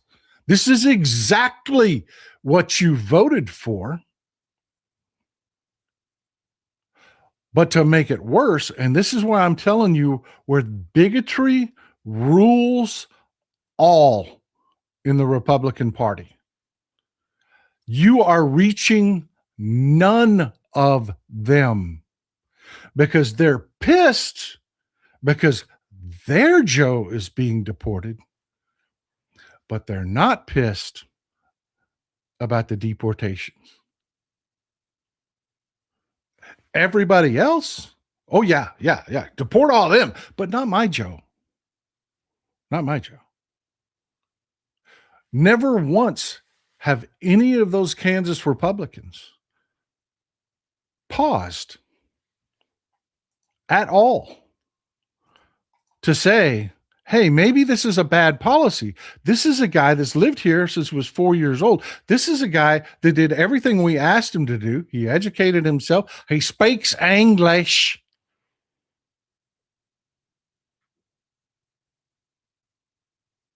But everywhere else, all those Republicans are like, this is the Mexican immigrant that took our job.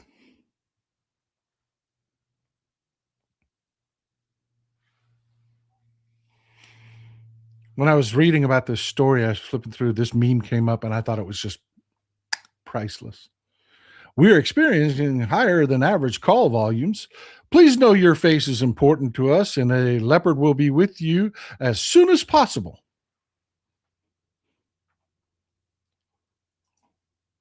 Yeah, folks, don't think this is getting through. Every one of those Republicans that are pissed because their Joe is being deported will show up and they will vote Republican because they have not given two thoughts to, maybe this is the wrong way to do this. They're not listening to the fact that Democrats are saying, you know what? That's not the guy we're going to deport ever. That's the guy that we're going to keep around. That's the guy that we want here. What we're going to do is we're going to modernize the system. We're going to make it so that we can vet people before they come. And we're going to deport actual criminals, people that break the law, that don't deserve to be here, instead of the 80 to 90% that the Trump administration is arresting that are not criminals.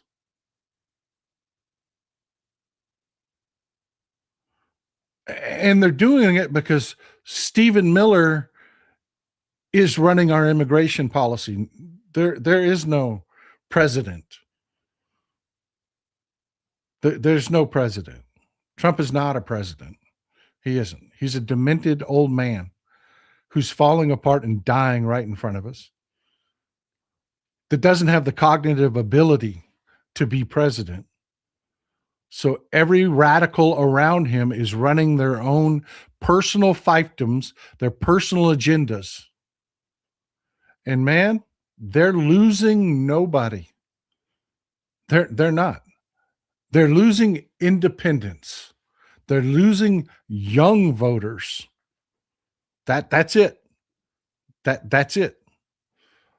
Their core base, they've lost nobody. Because their base, they don't really care. The bigotry is everything. It's everything. It's all that matters to them. What's right, what's wrong, what's best for the country, doesn't matter. These failed fucking trade deals that we just talked about, Cletus and your drunk uncle are going to be bragging. Ooh, yeah, that Trump, he went and boy, he set that she straight, got this all straightened out. Meanwhile, the tariffs are still there. Your grocery bills are going to be going up. Nothing's been solved in Iran. You know, right now, what is happening, and I told you I'd have a little bit of good news for you about Iran. Right now, Iran has said the Strait of Hormuz is open to China or anyone that's willing to pay for their oil in yuan.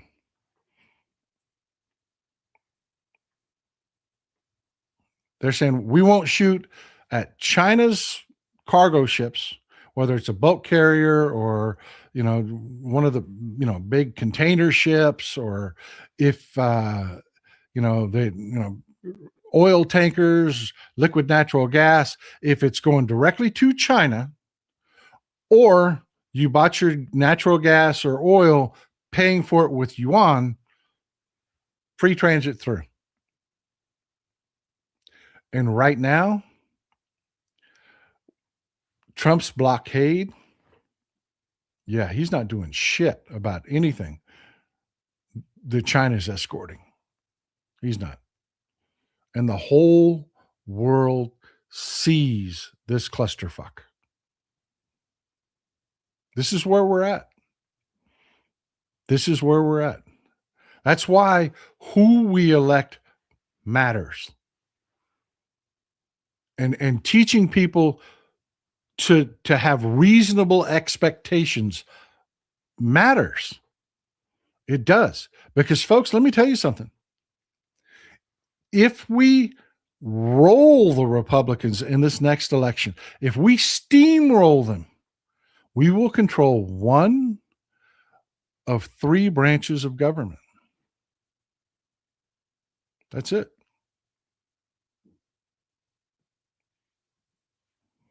That's it.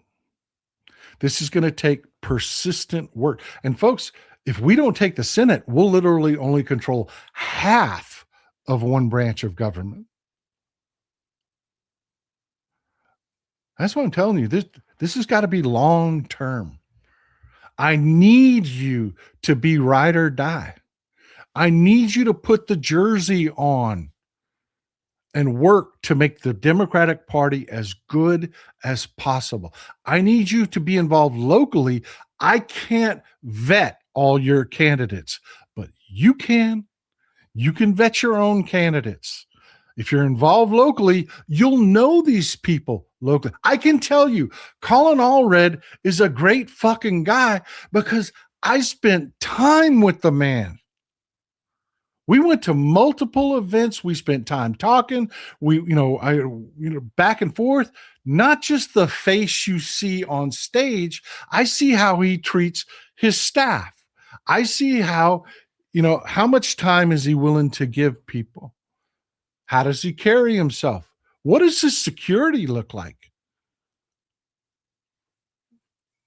If you get involved locally, that's the intimacy you get with these candidates. You know who the fuck they are. That's how it's vetted. And there's one last point that I want to make, because I saw someone talking about the Democrats need to. You might as well be looking in the mirror, buddy, and saying, I need to. There's this misunderstanding that there's this entity out there that is other. People do that. They look at an organization and they look at it like it's something else. It's an other. It's not of me. It's not us. That's not how this works. You know that lady I was telling you with the Trump tattoo? She is the Republican Party. You are the Democratic Party. And when you say the Democratic Party needs to, well, if it's not getting done, it's because you're not in the party doing it. I have I'm so blessed. Winifred Jackson, love to call her out, has been running the Democratic Party here in Upshur County. Fantastic woman. She's a teacher, fantastic woman. Everything that flows up out of here flows through that filter. You got to do it. You got to get involved. Well, folks, that's what I've got for you today. I want to read a few of your comments, and then we're going to enjoy this. I hope you're having as beautiful a Friday as I am. It is gorgeous outside. It is gorgeous. I will stop beating this horse to death. I promise. Let's do it. Amy Diaz, welcome. Glad to see you here. Love to see the new members. Welcome to the community. Everybody welcome Amy to the community. Love to see the new members. Love to see the new members. Netta Dahl, part of our Danish audience here. Those data centers need to be patched up with solar cells and maybe a wind turbine or two. Just my opinion. Nailed it. That's the kind of practicality that we Democrats are pushing here. You want AI? You want to move this new tech revolution into existence? Build a fucking wind turbine.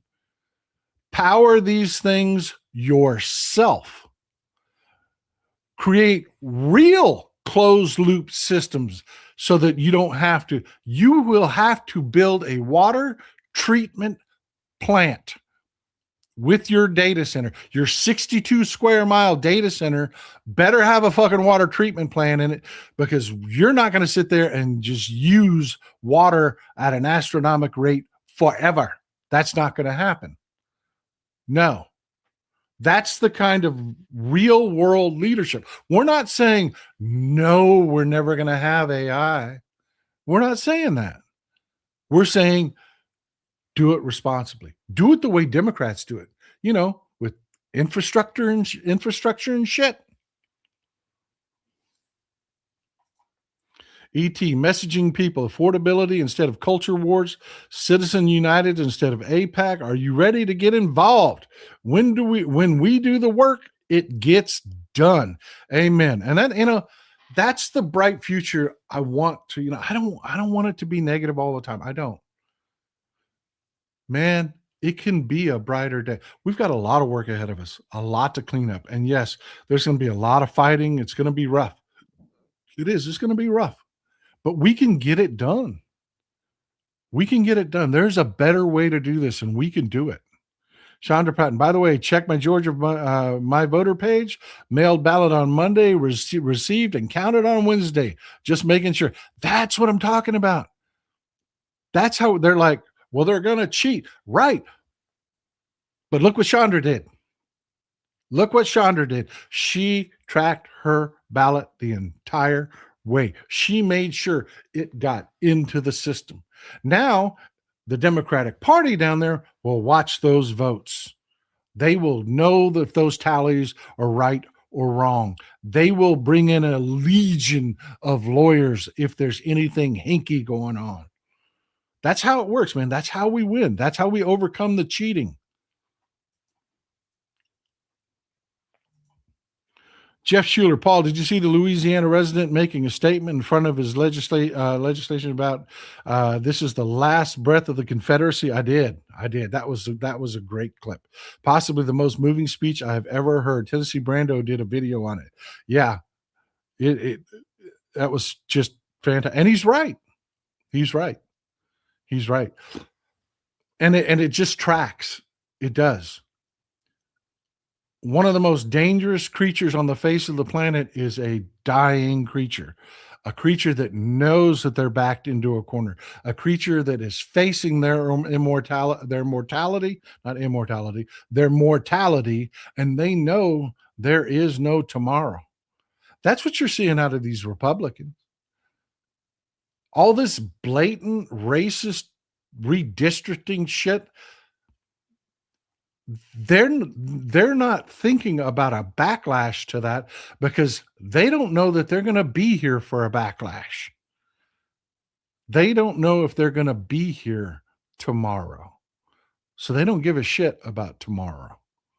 They are a wounded animal backed into a corner. And yeah, it's ugly. It is. But I promise you, if you just stick with it, put the damn jersey on, be ride or die. I promise you we will take this government back and we will make a better day. Skeet Sayre, Korea and Japan will never let China take Taiwan. Neither Korea nor Japan could stop them. They would need us to go to war to stop it.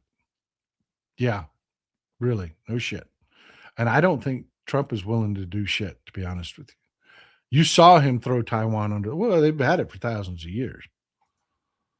Jerry Ring, USS Lincoln's food for our soldiers is a disgrace. Yep, we've talked about that in the show several times. It's just, they don't give a shit. They don't give a shit about veterans. They don't give a shit about soldiers. They don't give a shit about their wives. They don't give a shit about their daughters. They don't give a shit about their constituents. They don't care, and they can't govern. Matt Plaskin, thank you for supporting the show. I'm super grateful. Cannot do it without you, folks. Cannot do this full-time without you. You're the reason I'm able to do this. Veggie Owl Girl, did anyone tell Donnie Boy that our military uses diesel and MoGas?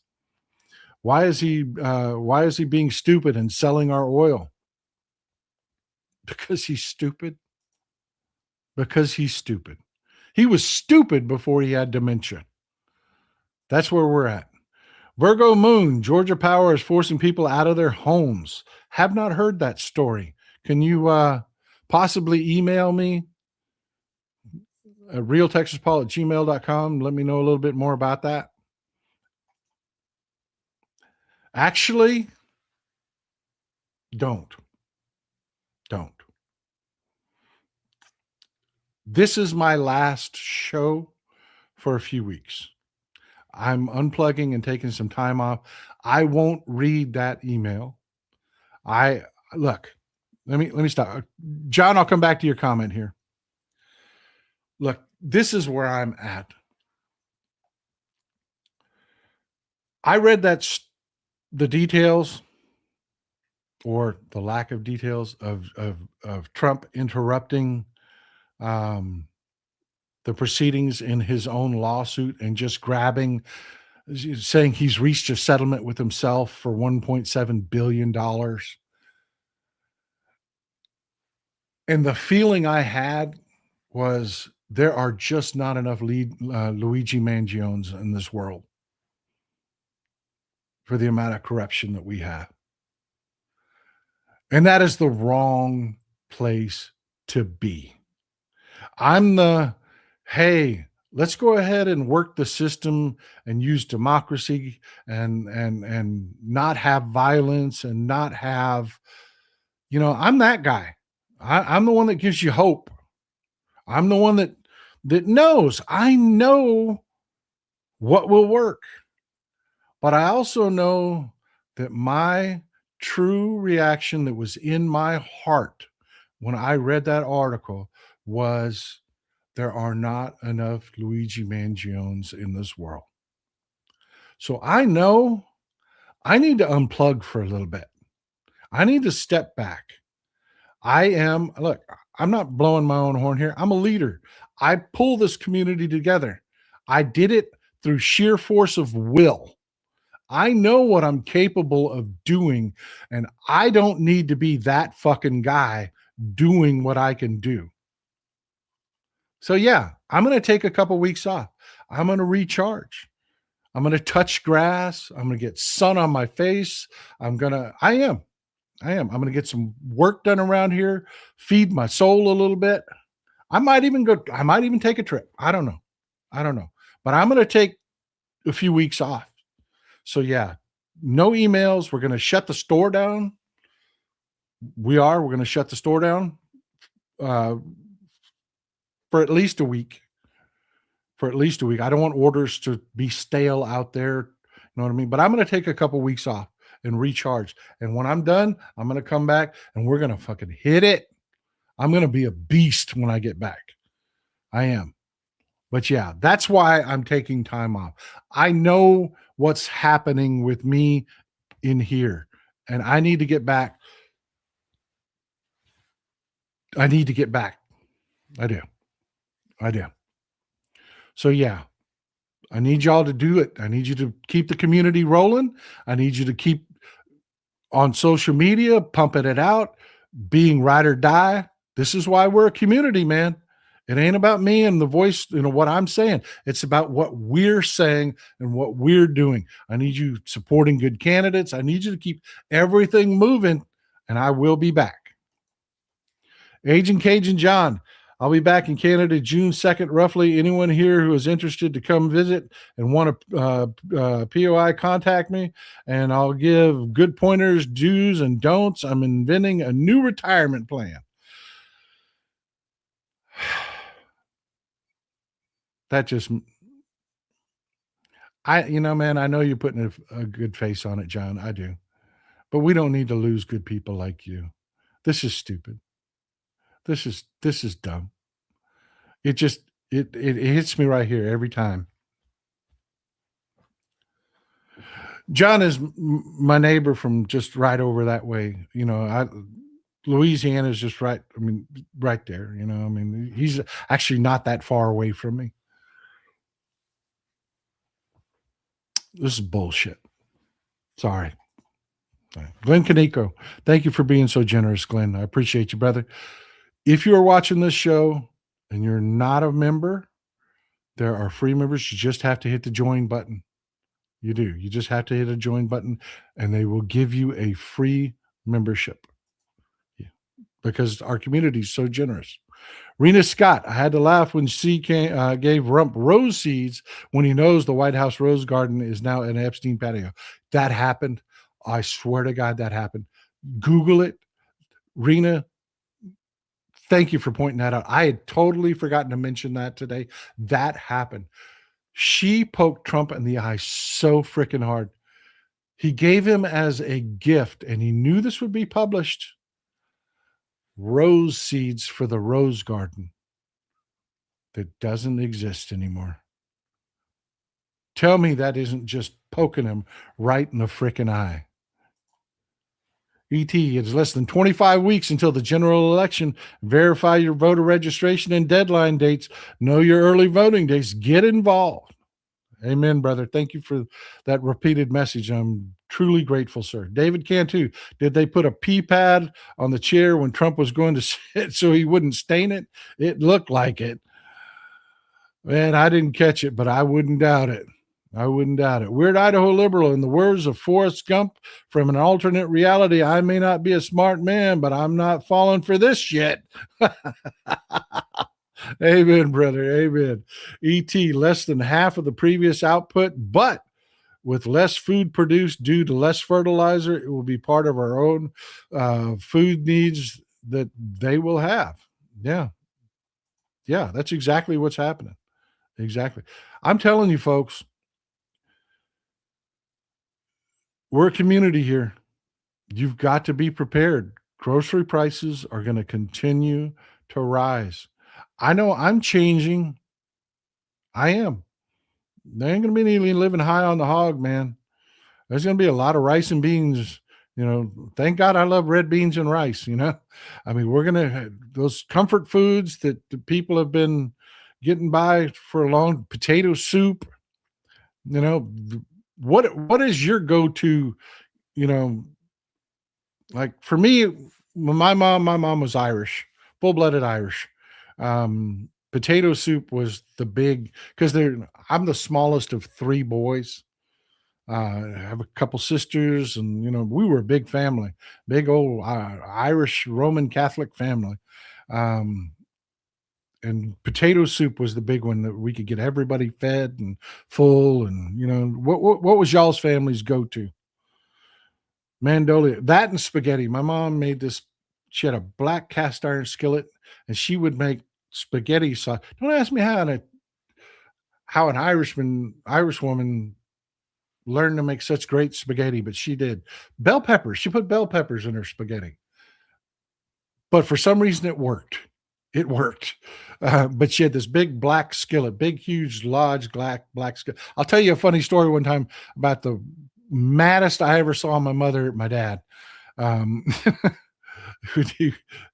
Anyways, but yeah, she used to make huge pot of spaghetti sauce in this big, huge black cast iron skillet. Those were our go-tos to stretch that food dollar. Mandolia, 2 steps ahead of Trump. Who isn't, except Mr. and Mrs. Cletus? Yep. ET, it is less than 25 weeks until our general election. Verify your registration and deadline days. Know your early voting dates. Get involved. Amen, brother. Amen. Dr. Dag, thank you for the support, brother. Thank you for keeping the show rolling. Stephen Leach, same to you, brother. Thank you for keeping the show rolling. Crafty Ass Gardner, thank you for gifting the memberships, putting them out there for you. Russell, thank you. Thank you for gifting them, being so generous and gifting the membership. Stephen Leach, any info on Jolly in Florida running for governor? Shady past. Look, I know I don't talk about Jolly. I know he's the Democrat on the ticket. I have a hard time with the reformed Republicans. I do. Dave Jolly was a Republican his entire adult life, and now he's a Democrat. Do I think that he is a stealth candidate? No, he doesn't hide anything about it at all. He tells you, look, I'm a Democrat, but I'm going to be a conservative Democrat. He's been forthright and honest about all of it. He hasn't tried to sneak in and say, oh, no, I'm a liberal now. No. So as far as Florida's concerned, it would be an upgrade. It would. But, yeah, I guess I need to just get over the fact that he used to be I'm a very biased individual, and I never lied about that. I don't like Republicans. I don't. And I guess I need to get over that. I really do. I can't hold it against them forever whenever they see the light. Sail fast. I am now a proud registered Democrat. Thank you. Thank you, Sail fast. Thank you. Thank you for showing leadership. LJ Jones, thank you for gifting the memberships. Thank you. Skeet Sarah, I like you, Paul, but that is U.S. hubris. The world has already left the U.S. behind. Korea is creating defensive factories in Canada. I'm not saying that we don't have work to do. I'm not saying that Trump didn't do what he's done and put us in the position we're in. I'm not. Chandra Patton, you and Mrs. Paul, enjoy your time off. You deserve it. We love you. Thank you. Thank you, Chandra. Thank you. I will come back even better. I promise you. I will. I will recharge and come back a beast. Tube Kurt, my first Texas Paul episode was the day Kamala lost. Down in the Dumps Vial, a recommended rewatch during the vacation. The morale has improved greatly. Yes, it has. Stephen Leach, Paul, recharge time. Uncle Fatty, fast fatigue is real. Even the fat bat must rest.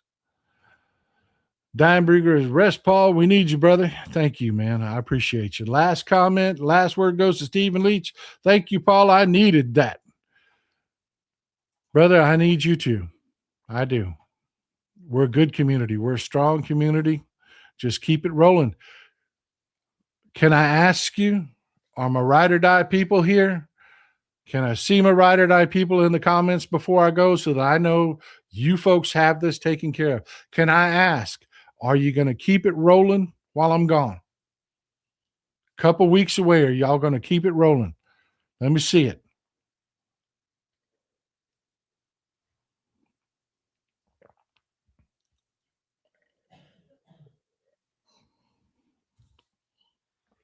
That's what I'm talking about. That's what I'm talking about. On that note, enjoy some Texas cities at night. See you in a few weeks.